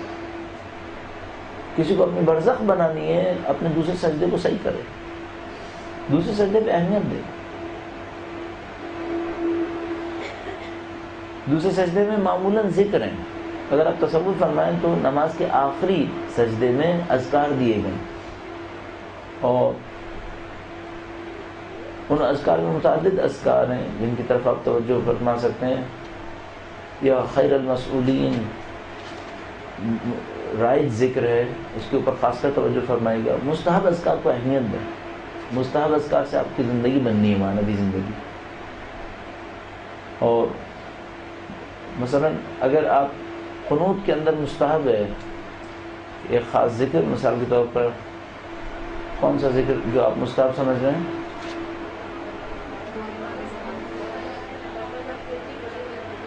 ہاں اب ایک ذکر آپ دیکھیے گا جو آپ توضیح مسائل میں مستحب پائیں، ٹھیک ہے، کوئی بھی ذکر جس کو مستحب پائیں اس کو کم سے کم اپنی پابندی میں رکھ لیجیے. مثلا ایسے ہی مشورے کے طور پر عرض کر رہا ہوں، ہم لوگ معمولاً 2 نمازیں ملا کے پڑھتے ہیں. ایک نماز کے قنوت میں وہ ذکر لے لیں جو مستحب ہے، صحیح. دوسری نماز کے قنوت میں دعائے سلامتی امام دے لیں.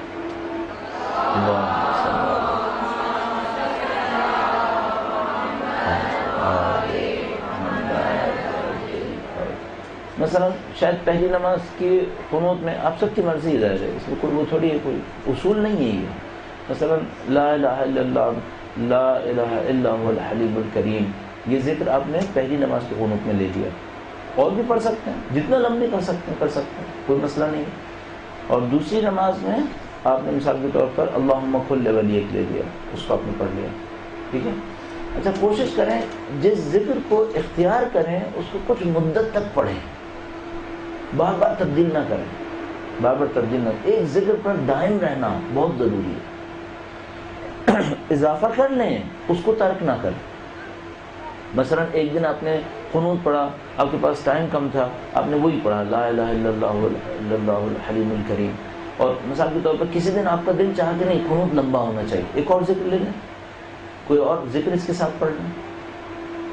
اور مثال کے طور پر دوسری نماز کے اندر آپ نے دعا پڑھی اپنے امام کے لیے، کوئی اور ذکر آپ کے ذہن میں آ گیا وہ بھی پڑھ لیں. اچھا سب سے اچھا ذکر ہر نماز میں وہ ہے جس پہ دل پگھلنا شروع ہو جائے، کوئی بھی ہو وہ ذکر اچھا ذکر ہے. باقی ذکر روٹین میں بنانے سے کوئی فائدہ نہیں ہوتا، لیکن میں نے کہا کچھ دوام ہونا چاہیے. ایک ذکر اگر آپ نے لیا کچھ دنوں تک تو کم سے کم کریں اس کو. اور مثلا دوسری رکعت کے دوسری سجدے میں آپ نے متعدد ذکر ہیں آپ کے پاس جن کو آپ انجام دے سکتے ہیں، یا خیر المسئولین و یا خیر المعطین مثلا ایک ذکر ہے، یہ مستحب بھی ہے. ایک ذکر آیت اللہ مرشی نجفی نے لکھا ہے رکوع کے لیے، میرا نہیں خیال میں نے کہیں اور پر رکوع کے لیے کوئی اور ذکر اس طرح سے دیکھا ہو جو آیت اللہ مرشی نجفی نے اپنی وصیت میں لکھا. آپ کے پاس اگر وہ وصیت نامہ ہو تو آپ اس کے اندر دیکھ سکتے ہو.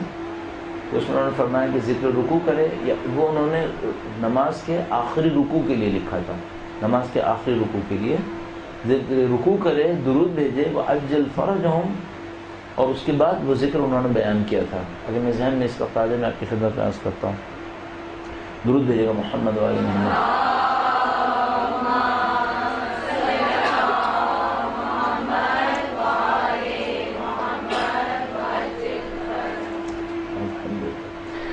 نہیں میرے ذہن میں ابھی نہیں آ پا رہا.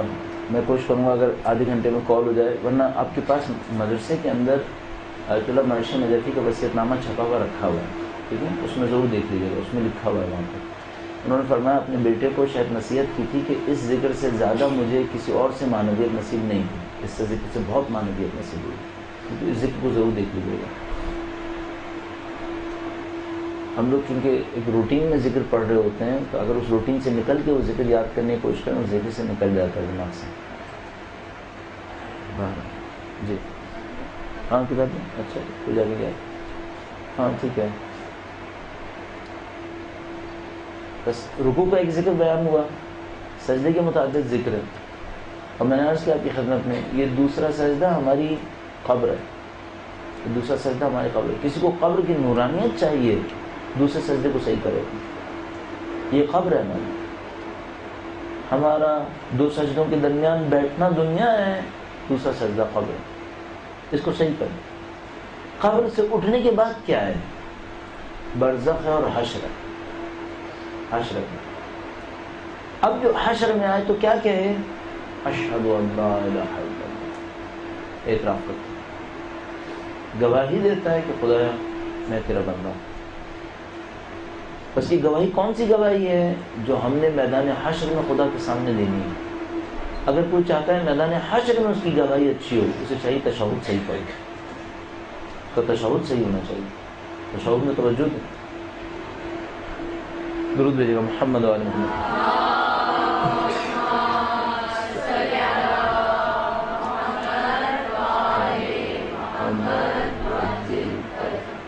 اب مجھے وصیت نامہ پڑھے ہوئے اتنے دن ہو گئے کہ مجھے یہ بھی یاد نہیں رہے گا کہ میں نے اس میں کہاں پڑھا تھا. الحمدللہ یہاں پر ہے.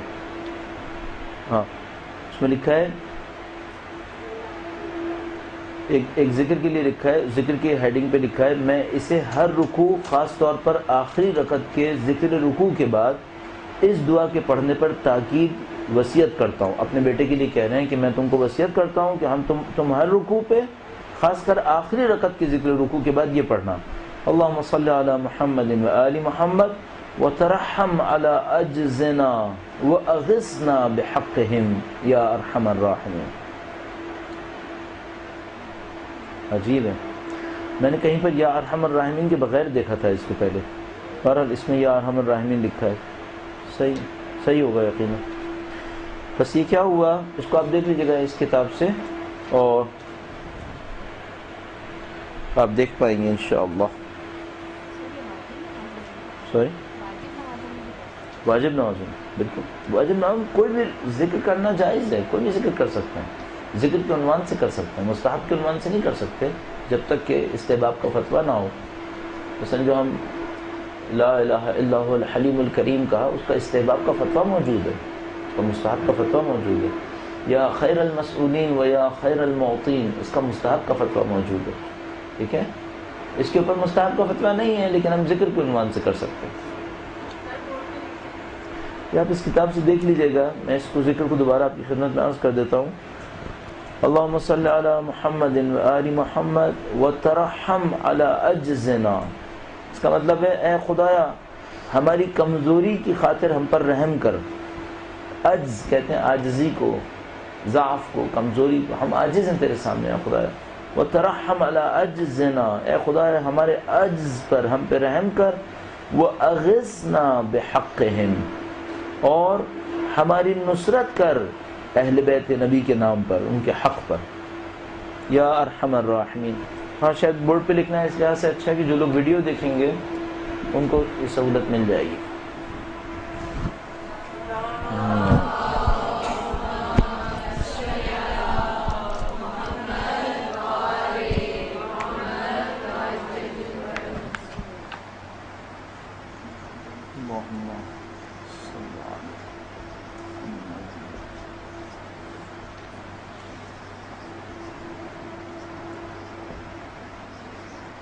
وترحم على اجزنا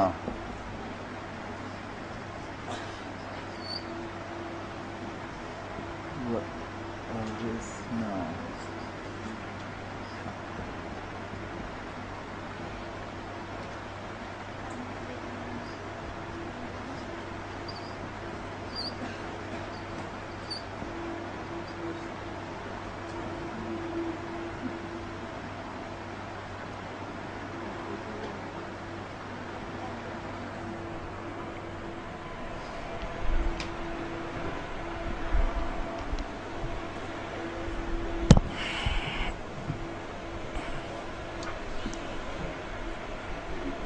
درود بھیجے گا محمد و آل محمد کو.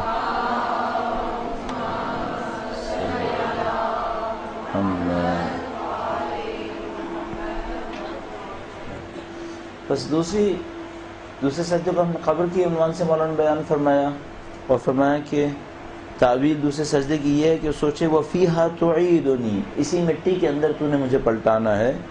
اور جب سر کو اٹھائے تو کہے وَمِنْهَا تُخْرِجُنِي تَارَةً أُخْرَى، اور اسی مٹی سے تو مجھے دوبارہ اٹھائے گا. اب یہ آیہ کریمہ ہے ظاہر ہے. اور منہا خلقتنی،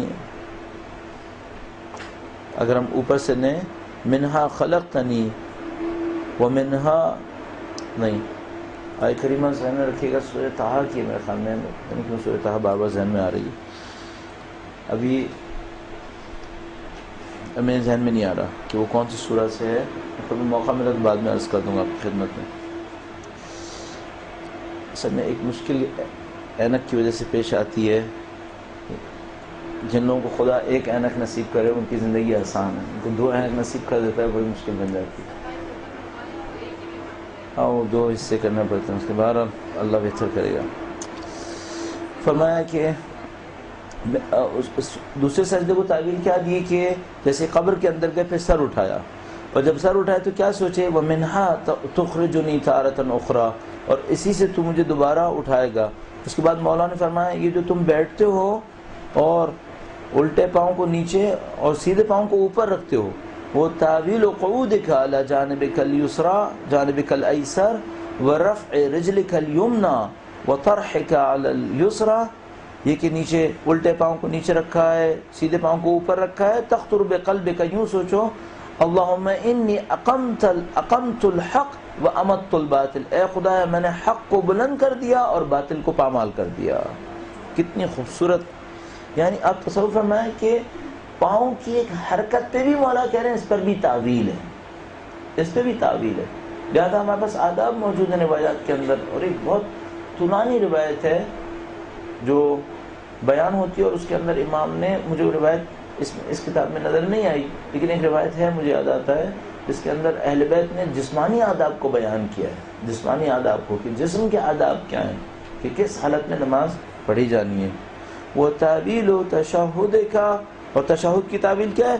تجدید الایمان و معاودۃ الاسلام، کہ میں اپنے ایمان کی تجدید کرتا ہوں اور اسلام کی طرف واپس آتا ہوں، اسلام کا اقرار کرتا ہوں. اس کے بعد جب یہ کہہ دے، اس کے بعد نبی اور ان کے آل پہ درود بھیجے گا. اچھا اس میں اللہم صلی علی محمد،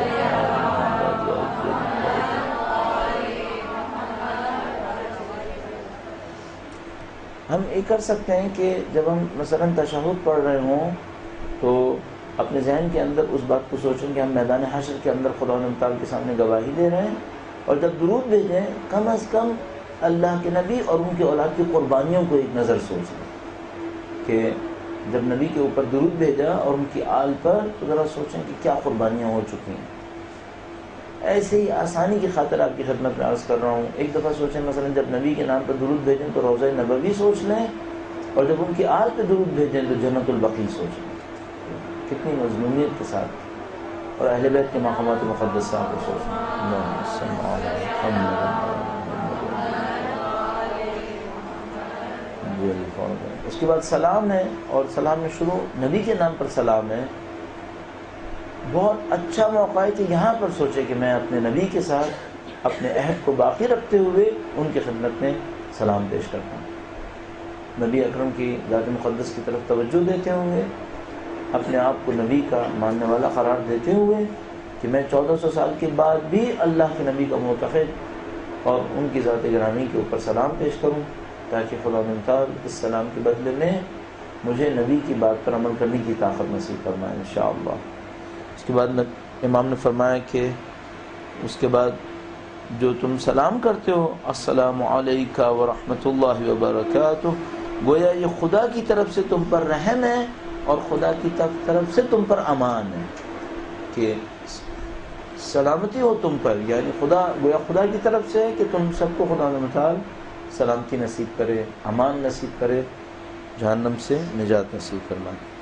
اس کے بعد مولانا نے فرمایا من لم یعلم تعویل صلاته ہکذا فہی خداج ای ناقصہ. فرمایا جس کو نماز کی یہ تعویل نہ پتہ ہو تو وہ اس کی نماز ناقص ہے، اس کی نماز ناقص ہے.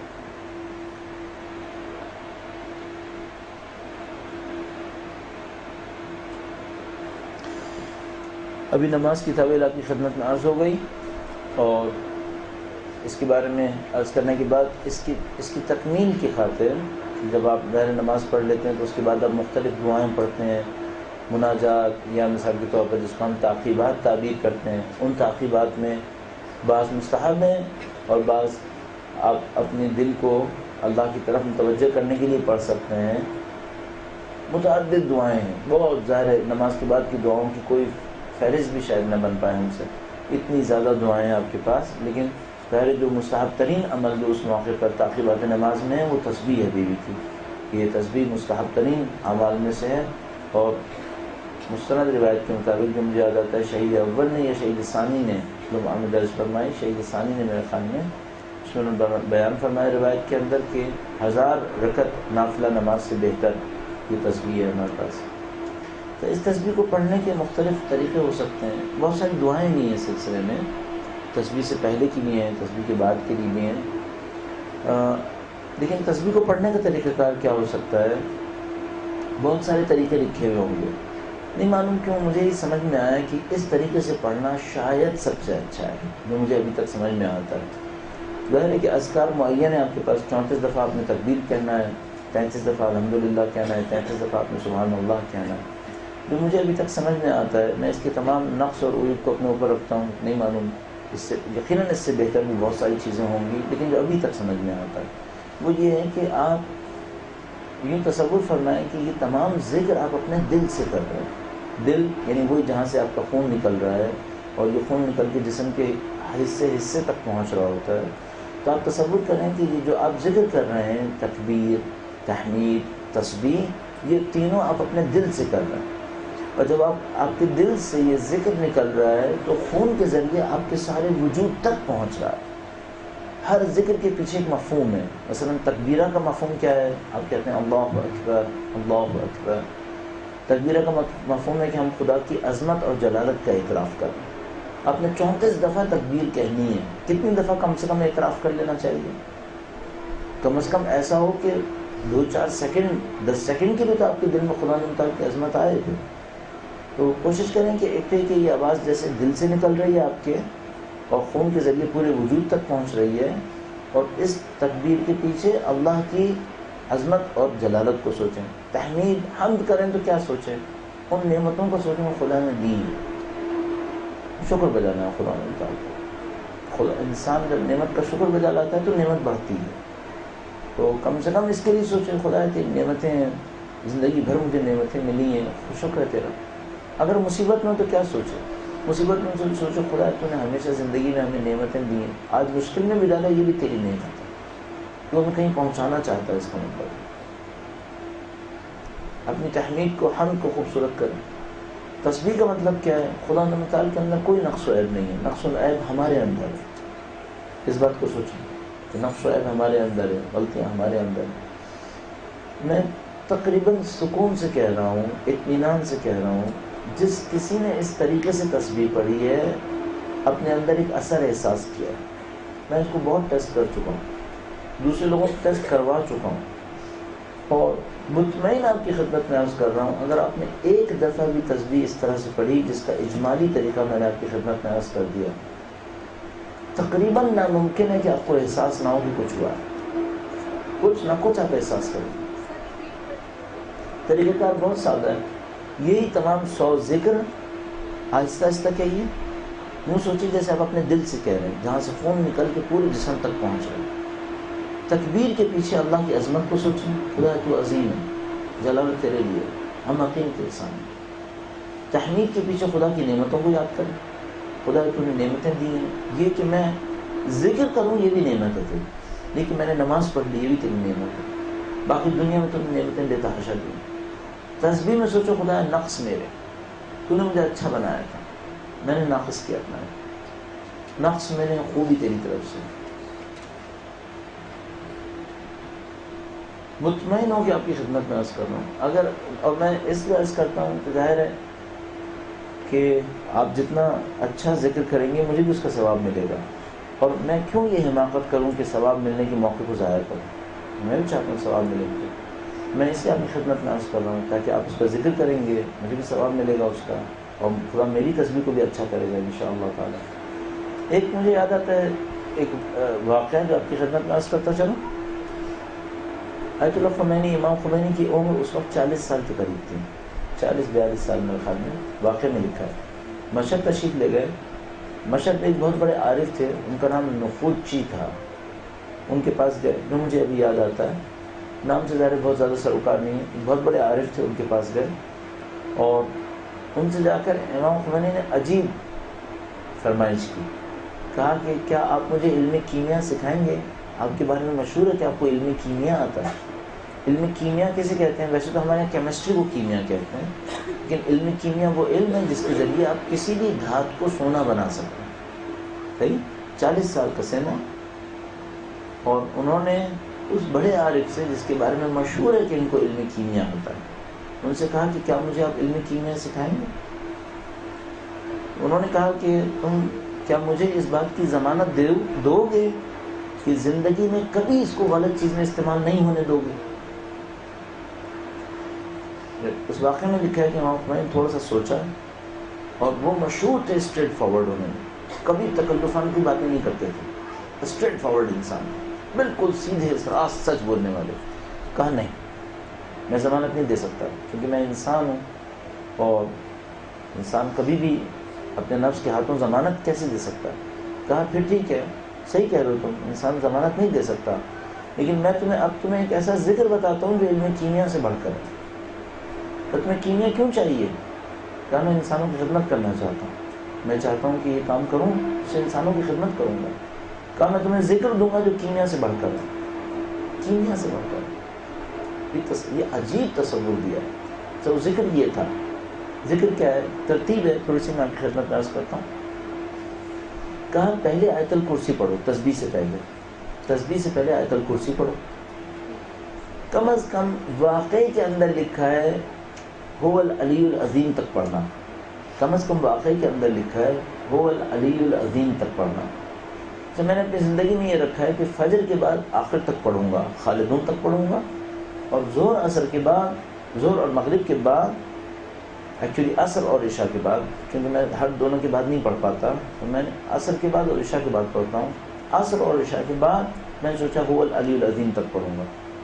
ٹھیک ہے، انہوں نے لکھا تھا هو العلی العظیم تک پڑھنا، لیکن میں عرض کر رہا ہوں میں نے اپنے آپ سے مطمئن نہیں ہو پایا کہ میں خالدون تک پڑھنے کی فضیلت کو کیسے ضائع کروں. مجھے سمجھ میں نہیں آئی یہ بات. یا تو مجھے یہ کر لینا چاہیے کہ میں خالدون تک علیحدہ پڑھوں اور اس کو دوبارہ علی العظیم تک پڑھ لیا کروں. ایک راستہ یہ بھی ہو سکتا ہے. بہرحال جو میرے لیے مقدور تھا میں نے وہ کیا. انہوں نے فرمایا پہلے آیت الکرسی پڑھو، هو العلی العظیم تک. اچھا، یہ سمجھ میں آتا ہے کہ وہ کیوں کہہ رہے ہوں گے، یہ مجھے سمجھ میں آتا ہے، کیونکہ هو العلی العظیم تک صرف خدا کی صفات کا تذکرہ ہے، اس کے بعد مومنین کی صفات کا تذکرہ ہے. شاید اس خاطر انہوں نے کہا. بہرحال انہوں نے واقعے کے اندر لکھا کہ تم آیت الکرسی هو العلی العظیم تک پڑھو، اس کے بعد تسبیح پڑھو، بی بی کی تسبیح پڑھو. بی بی کی تسبیح پڑھنے کے بعد 3 مرتبہ درود بھیجو نبی ان کے آل پر. اس کے بعد فرمایا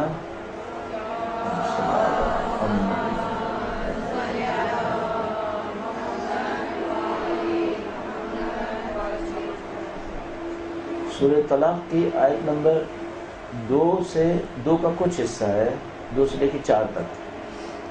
شروع یہاں سے ہو رہا ہے وَمَن يَتَّقِ اللَّهَ يَجْعَلْ لَهُ مَخْرَجًا.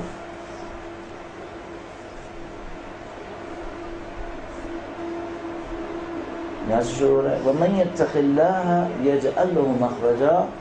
کہاں پہ ختم ہوتا ہے؟ ان اللہ بالغ امرہ قد جعل اللہ لکل شیء قدرا. یہاں پہ ختم ہو گیا. ٹھیک ہے، وَمَن يَتَّقِ اللَّهَ سے شروع ہوگا، قد جعل اللہ لکل شیء قدرا، یہاں پہ ختم ہوگا. صحیح. اس کو انہوں نے کہا یہ علم کیمیا سے بڑھ کر ہے. اچھا، اب نقصان کیا ہوتا ہے ان باتوں کا؟ نقصان بھی عرض کرتا چلوں. نقصان یہ ہوتا ہے ہم دنیا کی خاطر پڑھنے لگتے ہیں، مفہوم بھول جاتے ہیں، یہ سوچتے ہیں جادو کی طرح، نعوذ باللہ تعالیٰ. یہ جادو نہیں ہے. ہر ذکر کا پہلا جادو یہ ہے کہ مجھے بندہ بنائے، بس، باقی جادو نہیں چاہیے. ایک شخص نے کسی اپنے طالب علموں کو کہا میں تمہیں ایک ایسی چیز دکھاؤں گا جس سے تم فرشتوں کو دیکھنا شروع کرو گے. اس نے کہا مجھے نہیں چاہیے. کہا کیوں نہیں چاہیے؟ کہا میں یہ ذکر سیکھتا ہوں اللہ کا بندہ بننے کے لیے، مجھے چیزیں نہیں دیکھنی ہیں، مجھے اللہ کی طرف جانا. ہم لوگ یہ ذکر دنیا کی خاطر کرنے لگتے ہیں. پھر دنیا کی خاطر مت کریں، بندہ بننے کی خاطر کریں. ہمیں بندہ بننا ہے. خدا نقال فرماتا ہے ما خلقت الجن والانس الا لیعبدون. ہم نے جن اور انس کو بس اس لیے خلق کیا کہ ہماری بندگی کریں. ہمیں بندہ بننا ہے اصل میں. بس ہمیں کیمیا نہیں چاہیے اس معنی میں کہ ہم دھات کو سونا بناتے پھریں. اور امام خمینی کو بھی کیمیا سے اس لیے نہیں چاہیے تھا کہ ان کو سونا چاہیے تھا، ان کو سونا نہیں چاہیے تھا. ان کو اللہ کا بندہ بننا تھا، بندگی کے لیے بندوں کی خدمت کرنا چاہتے تھے. اس خاطر وہ کہہ رہے تھے مجھے سونا دے دیں. تو انہوں نے فرمایا کہ میں تمہیں سونے سے بڑھ کر کیمیا دوں گا جس سے تمہاری بندگی بڑھ جائے گی. اور جب تمہاری بندگی بڑھ جائے گی تو وہ سب چیزیں جو تم حاصل کرنا چاہتے ہو اس سے بڑھ کر حاصل کرو. آج جو کچھ امام خمینی نے حاصل کیا وہ کیا حاصل کیا؟ اربوں انسانوں کی زندگیاں تبدیل کر دیں. اربوں انسانوں کی. آج اگر میں اور آپ بہترین دنیا کی تبلیغ کریں، چند ہزار لوگوں کو متاثر کریں، اور اس مرد خدا نے کروڑوں اربوں انسانوں کو متاثر کر دیا، یہ کیمیا سے بڑھ کر نہیں ہے کیا؟ یقیناً کیمیا سے بڑھ کر۔ اب یہ دنیا ہمارے اور آپ کے سامنے ہے، میں آپ کو مطمئن ہو کے عرض کر رہا ہوں، اگر آپ توجہات فرمائیں جو میں نے آپ کی خدمت میں عرض کیا ہے ابھی، اللہ مجھے بھی عمل کی توفیق دے، آپ کو بھی عمل کی توفیق دے انشاءاللہ۔ اگر میں اور آپ اس کے اوپر عمل کرتے ہیں، آپ ہفتے بھر کے اندر اپنے اندر اچھی تبدیلی دیکھ سکتے ہیں انشاءاللہ۔ اپنے وجود پہ محنت فرمائیے، یہ جو وقت زندگی کا گزر رہا ہے ضائع نہیں ہونے دیں۔ ہمارے پاس وقت بہت کم ہو سکتا ہے، ممکن آج رات فوت ہونا ہو، ہمارے پاس وقت کا پتہ نہیں کتنا ہے، لہذا کسی نماز کو کم اہمیت مت سمجھیں۔ ہمارے پاس روایت موجود ہے کہ ہر نماز کو ایسے پڑھو جیسے یہی آخری نماز ہے، نہیں معلوم اگلی نماز کا وقت ہے یا نہیں ہے۔ تو آپ اور میں کسی چیز پر وقت نہ لگائیں جس پہ ہمارا وقت ضائع ہوتا ہو، اپنے وجود کو ایک خاص ڈائریکشن کی طرف لے کر چلیے، اللہ کی بندگی کی طرف، اس طرف لے کر چلیں گے زندگی آسان ہوگی۔ دکھاوے کی زندگی میں مت جائیے، دکھاوے کی زندگی آپ کو دو زندگیاں دے دے گی، دو وجود دے دے گی، ایک دکھانے کا اور ایک اصل وجود۔ میرا نہیں خیال کسی بھی انسان کی زندگی میں اس سے زیادہ تکلیف دہ کوئی چیز ہو کہ اس کے دو وجود بن جائیں، ایک اندر کا ایک باہر کا، مت رکھیں اس کو۔ اور میں چونکہ خود اس مصیبت میں مبتلا رہ چکا ہوں، لہٰذا میں آپ کی خدمت میں عرض کر رہا ہوں، یہ آپ کی اور میری زندگی کی وبال ہے کہ ہمارے دو وجود ہیں۔ نہیں معلوم ابھی بھی اس سے جان چھوٹی یا نہیں چھوٹی، لیکن کم از کم جو سمجھ میں آتی ہے بات یہ کہ دو وجود نہیں ہونا چاہیے، ایک وجود ہونا چاہیے، اور وہ وجود خدا کی خاطر ہونا چاہیے۔ اگر ہم خدا سے تعلقات اچھے کر رہے، بندوں سے تعلقات کی ضمانت اس نے خود دی ہے، تو خدا خود کرے گا۔ ہمیں بندوں سے تعلقات کی بہت محنت نہیں کرنی ہے، ہمیں خدا سے تعلقات کی محنت کرنی ہے۔ بس بندوں سے تعلقات کیوں اچھے رکھیں؟ اس لیے کہ خدا نے کہا ہے، اس خاطر نہ کہ بندوں سے ہمیں کچھ چاہیے، ان سے کچھ نہیں مل سکتا، نہ یہ دے سکتے ہیں نہ یہ لے سکتے ہیں۔ ضعف الطالب والمطلوب، خدا نے تعالیٰ ارشاد فرماتا ہے، خدا نے تعالیٰ فرماتا ہے کہ اگر کوئی مکھی ان سے کچھ چھین کے لے جائے یہ کچھ کر نہیں سکتے۔ ضعف الطالب والمطلوب، طالب بھی کمزور ہے، مطلوب بھی کمزور ہے، سب کمزور ہے۔ اور ایک اور جگہ پہ فرماتا ہے کہ انتم الفقراء الی اللہ واللہ هو الغنی الحمید، تم سب اللہ کے سامنے محتاج ہو، اللہ ہے جو بے نیاز ہے۔ تو کیوں ہم اپنی زندگی کو اس پہ گزار دیں کہ ہم محتاجوں کی طرف رجوع کرتے ہیں؟ بس جو میں آپ کی خدمت میں اس وقت عرض کر سکتا ہوں وہ یہ ہے کہ دکھاوے کی زندگی میں کبھی مت جائے گا، چاہے اچھائی کا دکھاوا ہی کیوں نہ ہو۔ اچھائی کے دکھاوے میں بھی کوئی فضیلت نہیں ہے، عبادتوں کے دکھاوے میں کوئی فضیلت نہیں ہے، علم کے دکھاوے میں کوئی فضیلت نہیں ہے۔ وہ کریں جو پیور آپ کا خدا کے لیے ہو کام، اس سے آپ کو اچھائی ملے گی، ترقی ملے گی۔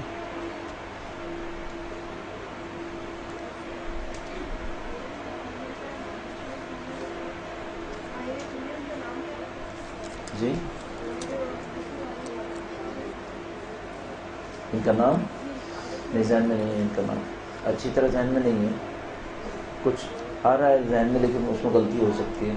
یہ کچھ ای میلز کے اوپر تھا، نہیں یہ کافی پہلے کی بات ہے جب موقعین کی عمر 40 سال کی قریب تھی، نہیں نام شاید ایسا ہی ہو میرے خیال میں، میں نے ایک آدھ دفعہ درس میں کہا بھی ہے، میرے ذہن سے اس وقت نکل رہا ہے، شاید ڈھونڈوں گا تو مل بھی جائے کبھی، لیکن نام سے بہت فرق نہیں پڑے گا، اصل اسپرٹ وہ ذکر ہے جس کی طرف آپ کو توجہ دینی ہے۔ ہمیں اس کا جواب دیتا چلیں۔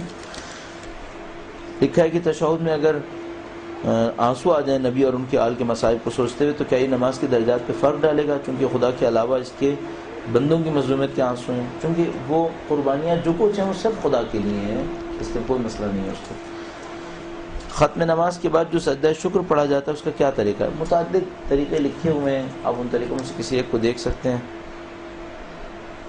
لکھا ہے کہ کوئی بیمار ہیں ان کی شفا کے لیے دعا کرنے کو کہا ہے، تو آپ کوئی بھی طریقہ دے سکتے ہیں جو سجدہ شکر کے اندر انجام پاتا ہو۔ اس میں مفاتیح الجنان میں اگر آپ دیکھیں تو مفاتیح الجنان میں ایک حصہ ہے آخر میں جو اس کو ملحقات ملحقات کہتے ہیں یا باقیات الصالحات کہتے ہیں، اس کے اندر بھی سجدہ شکر کے بہت سارے طریقے لکھے ہیں۔ کم از کم سجدہ شکر یہ ہے کہ 3 دفعہ خدا متعال کے سامنے جائیں شکران للہ، اور اس شکران للہ کو توجہ کے ساتھ انجام دیں، یعنی اس میں اللہ کے شکر کو واقع سنیں۔ جی فرمائیے، آپ لکھ کے دیں گے، اس میں ہم لوگ اس طرح سے نہیں کرنا چاہ رہے تھے۔ جی ہاں، اس میں لکھا ہے کہ اس میں جو لکھا تھا وہ تھا کہ ہر نماز کے بعد پڑھیں، لیکن مثلا میں خود ہر نماز کے بعد نہیں پڑھ پاتا، کیونکہ ٹائم کی جو لمٹ ہوتی ہے بعض اوقات وہ نہیں پڑھنے دیتی، تو میں اور پھر میں ایک اور بات سے بہت زیادہ ڈرتا ہوں، وہ یہ کہ ہر نماز کے بعد میں جبر کر کے نہ پڑھوں، میں دل چاہتا ہوں تو پڑھوں گا، تو اس خاطر میں نے اس کو 2 نمازوں کے بعد ایک نماز میں رکھا ہے، یعنی ظہر عصر کی نماز میں عصر میں رکھا ہے اس کو میں نے، اور مغرب عشاء میں عشاء کے بعد رکھا ہے۔ اسی طرح ایک اور بہت اچھی دعا ہے، دعائیں بہت ہیں، دعا کی دنیا وسیع ہے، الحمدللہ میں اہل بیت کے ماننے والے ہیں، انہوں نے دعائیں بہت دی ہیں، بہت لکھی ہیں۔ ایک بہت اچھی دعا جو ماہ رمضان کی ہے، اللہم ادخل علی اہل القبور السرور۔ اس میں اہل قبور کون ہیں؟ اس میں اہل قبور ہم ہیں، ہم اہل قبور ہیں۔ کیوں؟ ہم نے قبروں میں جانا ہے، ہم اہل برزخ ہیں، قبر کا مطلب برزخ ہے۔ ہم لوگ اس دعا کو پڑھتے ہیں سمجھتے ہیں اہل قبور کا مطلب مرحومین ہے، مرحومین تو ہیں ہی، وہ قبروں میں پہنچ چکے ہیں، ہم لوگ اہل قبور ہیں۔ ہم لوگ کیوں ہم اہل قبور ہیں؟ کیونکہ ہم نے قبروں میں اترنا ہے، ورنہ مثلا اس میں لکھا ہے کہ خدا اہل قبر کے اوپر سرور نازل فرما اور جو بھوکے کو کھلا دے۔ اچھا اب بھوکا کون ہے؟ ہم سمجھ رہے ہیں بھوکا صرف وہ جس کا پیٹ خالی ہے، نہیں، وہ صرف بھوکا نہیں ہے۔ آیا واقعاً عریا صرف وہی ہے جس کے پاس لباس نہیں ہے؟ گناہ عریانیت ہے، قطعاً عریانیت ہے۔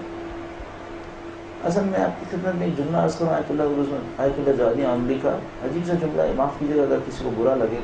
اس میں لکھا ہے جھوٹ اور غیبت ویسے ہی اثر رکھتی ہے جیسے عورت کی عادت اثر رکھتی ہے، عبادت قبول نہیں ہوتی اس کے بعد۔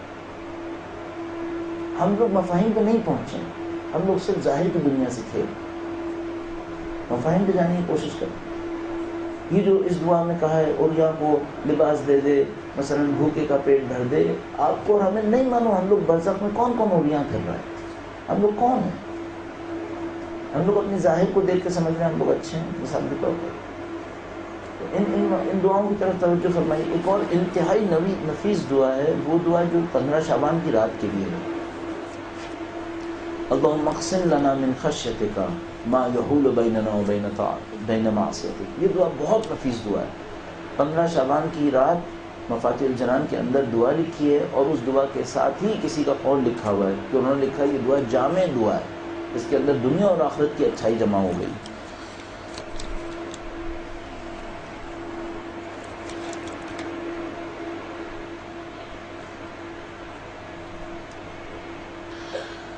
لکھا ہے کہ نماز میں بے اختیار دنیاوی خیالات آتے ہیں تو ہم اپنی توجہ تعبیر نماز کی طرف موڑ دیتے ہیں، لیکن یہ جو دنیاوی خیالات ذہن میں بے اختیار آتے ہیں، کیا اس کے لیے بھی ہم گناہ گار ہوں گے؟ ایک گناہ وہ ہوتا ہے جس کے اوپر سزا ہے کہ مثلا آتش جہنم میں نعوذ باللہ اور اس طرح کی چیزیں۔ ایک سزا یہ ہے کہ وہ جو لطف ملنا تھا وہ ختم ہو گیا، یہ سزا ہے۔ ہاں، اس طرح گناہ گار ہوتے ہیں۔ لکھا ہے کہ دیکھنے میں ہے کہ تکبیر کے لیے پورے ہاتھ بلند نہیں کیے جاتے ہیں، صرف اشارہ کیا جاتا ہے، کیا یہ صحیح ہے؟ صحیح ہے، لیکن مستحب نہیں ہے۔ مستحب کیا ہے؟ پورے ہاتھ بلند کیے جائیں، ٹھیک ہے، اس میں صحیح ہے، اس میں غلط نہیں ہے، اگر کوئی صرف اس طرح بلند کرے یہ بھی کافی ہے۔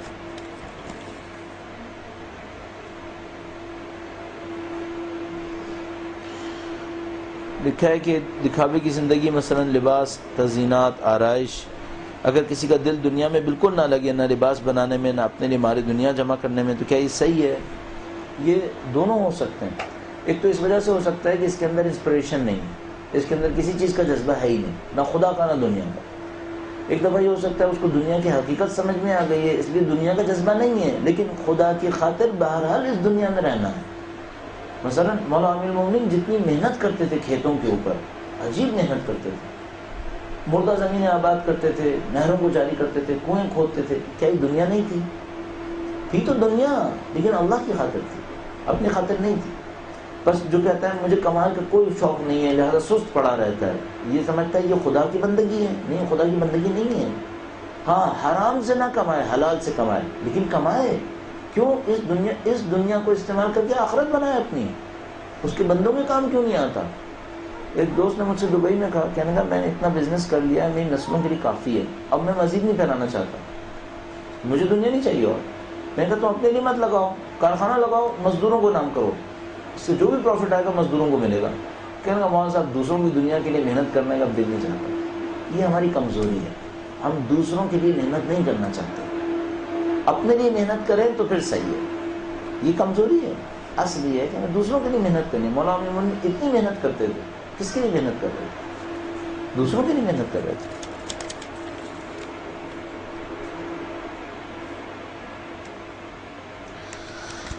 ایک فقہی حکم پوچھا ہے کہ اگر مرجع تقلید حکم جہاد دیں اور حاکم جانے کی اجازت نہ دے۔ میں نے عرض کیا ہم یہاں فقہی جواب دینے کے لیے نہیں ہیں، فقہی مسائل کہیں اور پوچھیں آپ۔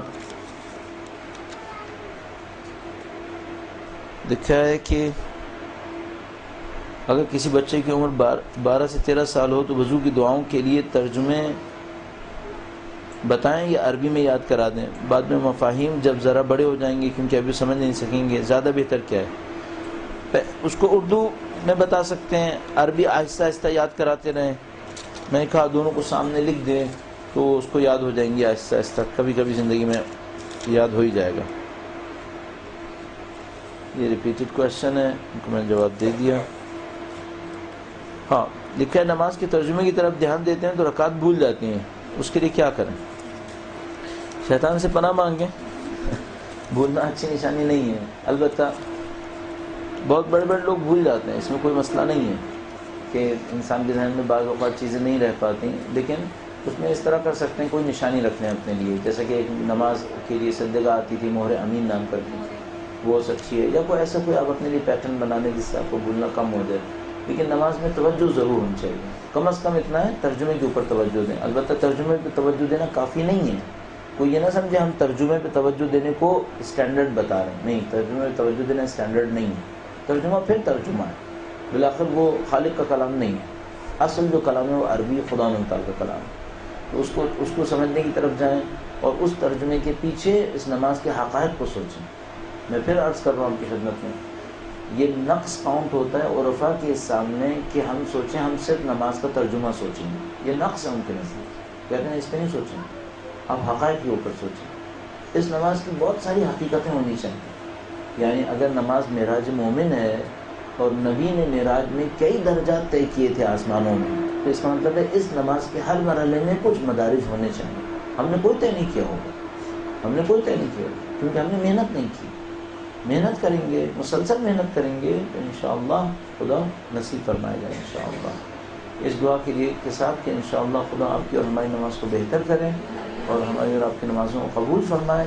درود بھیجے گا محمد و آل محمد۔ مرد نماز انجام دیتے ہیں جن کے رکوع اور سجود ایک جیسے ہیں، لیکن ان کی نمازوں کے درمیان زمین اور آسمان کا فاصلہ ہے، زمین اور آسمان کا فاصلہ ہے۔ بس ہو سکتا ہے کوئی ظاہری طور پر وہی اعمال انجام دے جو دوسرا انجام دے، لیکن دونوں کی نماز کے درمیان زمین اور آسمان کا فاصلہ ہو جائے۔ ظاہر ہے کہ زمین و آسمان کا فاصلہ اس کے اجر کے حساب سے ہو سکتا ہے، اس کے اسٹینڈرڈز کے حساب سے ہو سکتا ہے۔ چند اور روایات، متعدد روایات اس مفہوم کے اوپر ہیں، اور ان میں سے ایک اور میں آپ کی خدمت میں عرض کرتا ہوں۔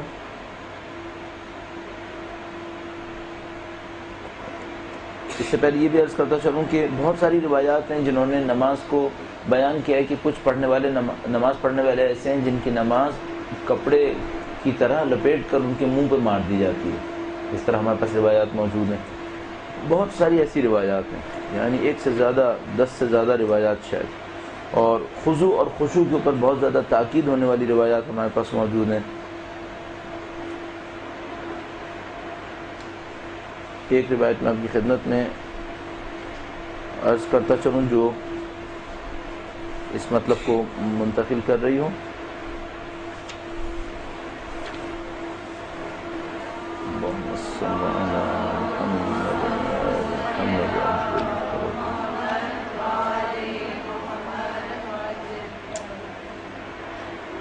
صحیح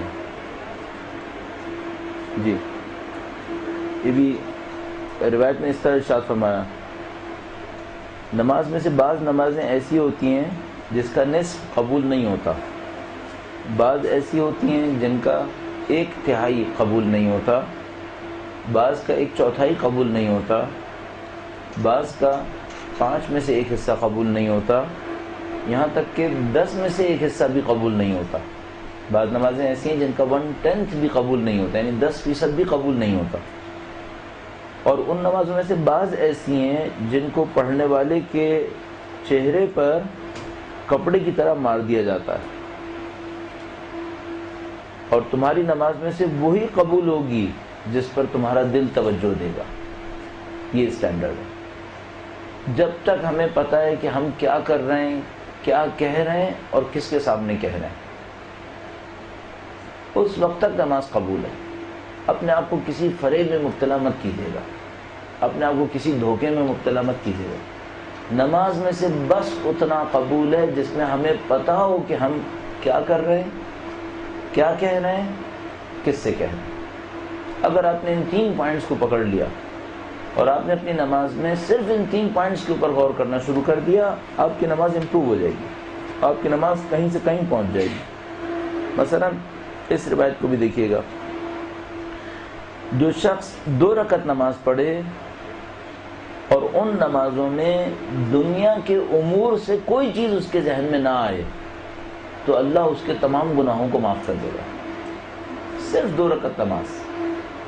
اگر کوئی شخص 2 رکعت نماز پڑھے اور ان 2 رکعت نمازوں میں دنیا کے امور میں سے کوئی چیز اس کے ذہن میں نہ آئے تو خدا اس سر اسی کی سطح میں قرار پائے، ہاتھ اس نے مثلا زانوں پہ رکھے ہوئے ہوں مردوں کے لیے، ہم اس طرح سے بیان کر رہے ہوتے ہیں، اور ہاتھوں کو اس نے پھیلایا ہوا ہو، دونوں ٹانگوں کے درمیان تھوڑا سا فاصلہ ہو، اس کو ہم ظاہری آداب تعبیر کرتے ہیں۔ اور ایک ہم کہتے ہیں، روایات نے بیان فرمایا، آداب الباطنیہ۔ تو جو کچھ ہم بیان کرتے ہیں، جس کو ہم اس وقت فلسفہ نماز تعبیر کرنا چاہ رہے ہیں ان لیکچرز کے ٹائٹل کے عنوان سے، اس کو روایات علل الصلاۃ یا آداب الباطنیہ تعبیر کرتے ہیں۔ ایک اور اصطلاح بھی استعمال ہوتی ہے جس کو اسرار الصلاۃ کہتے ہیں، نماز کے راز، اسرار الصلاۃ بھی کہتے ہیں، جیسے کہ امام خمینی کی کتاب اسرار الصلاۃ موجود ہے۔ اسی طریقے سے مختلف کتابیں اس موضوع کے اوپر لکھی جاتی رہی ہیں۔ ایک روایت آپ کی خدمت میں عرض کرتے ہیں پہلے نماز کے حوالے سے، اور اس کے بعد اس کو اردو گفتگو کو شروع کرتے ہیں۔ آداب الصلاۃ کتاب میزان الحکمہ میں، یہ میرے ہاتھ میں عربی ہے، آپ اردو میں اگر دیکھنا چاہیں گے تو آپ کو نماز کے چیپٹر میں ملنا چاہیے، نماز یا عبادات کے چیپٹر میں۔ میزان الحکمہ، میزان الحکمہ، جس کا اردو ترجمہ بھی ہو چکا ہے۔ کتاب چیپٹر کا نام ہے آداب الصلاۃ، اور اس کے اندر روایت بیان فرمایا ہے، روایت اللہ کے رسول سے ارشاد فرماتے ہیں، اللہم صلی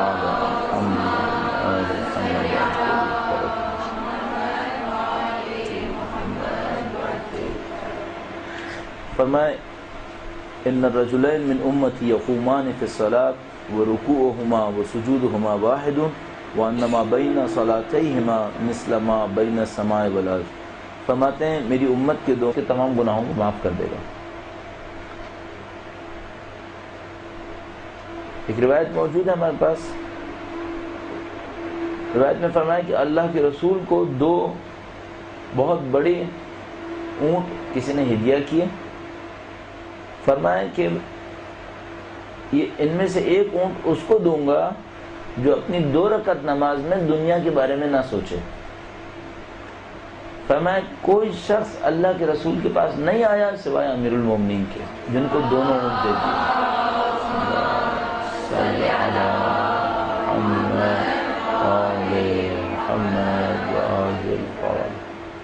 صرف مولا تشریف لائے اور اللہ کے رسول نے دونوں اونٹ انہیں عنایت فرمائے۔ اس اعتبار سے ہم سمجھ سکتے ہیں ان روایات کو دیکھتے ہوئے کہ اصل نماز کیا ہے۔ ایک روایت اور اس سلسلے میں عرض کرتا ہوں، اللہ کے رسول نے حضرت ابو ذر سے ارشاد فرمایا کہ وہ 2 رکعت چھوٹی سی نماز مقتصدتان، فرمایا رکعتان مقتصدتان، یعنی 2 رکعت نماز جو بہت اختصار کے ساتھ پڑھی گئی ہو۔ مختصر میں دال ہے، یعنی اقتصاد کے ساتھ۔ اقتصاد کا مطلب عربی میں لیا جاتا ہے کہ اس میں بہت آپ نے کم اندازے میں کیا ہے۔ 2 رکعت جو کم مدت کی ہے فی تفکر، جو تفکر کے ساتھ ہے، خیر من قیام لیلۃ، پوری رات کی ان نمازوں سے بہتر ہے، والقلب لاہن، جس میں دل کھیل رہا ہے. صحیح، 2 رکعت نماز مختصر سی. اعوذ باللہ من الشیطان الرجیم.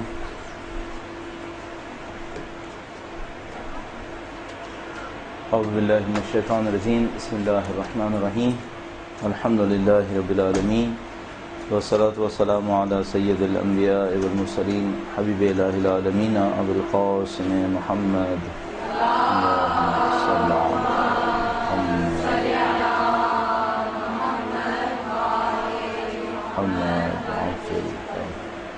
وعلی آلہ الطیبین الطاہرین، سیما بقیۃ اللہ فی الارضین. قال اللہ تعالی فی کتابہ الکریم، بسم اللہ الرحمن الرحیم، ونريد ان نمن علی الذین استضعفوا فی الارض ونجعلهم ائمہ ونجعلهم الوارثین.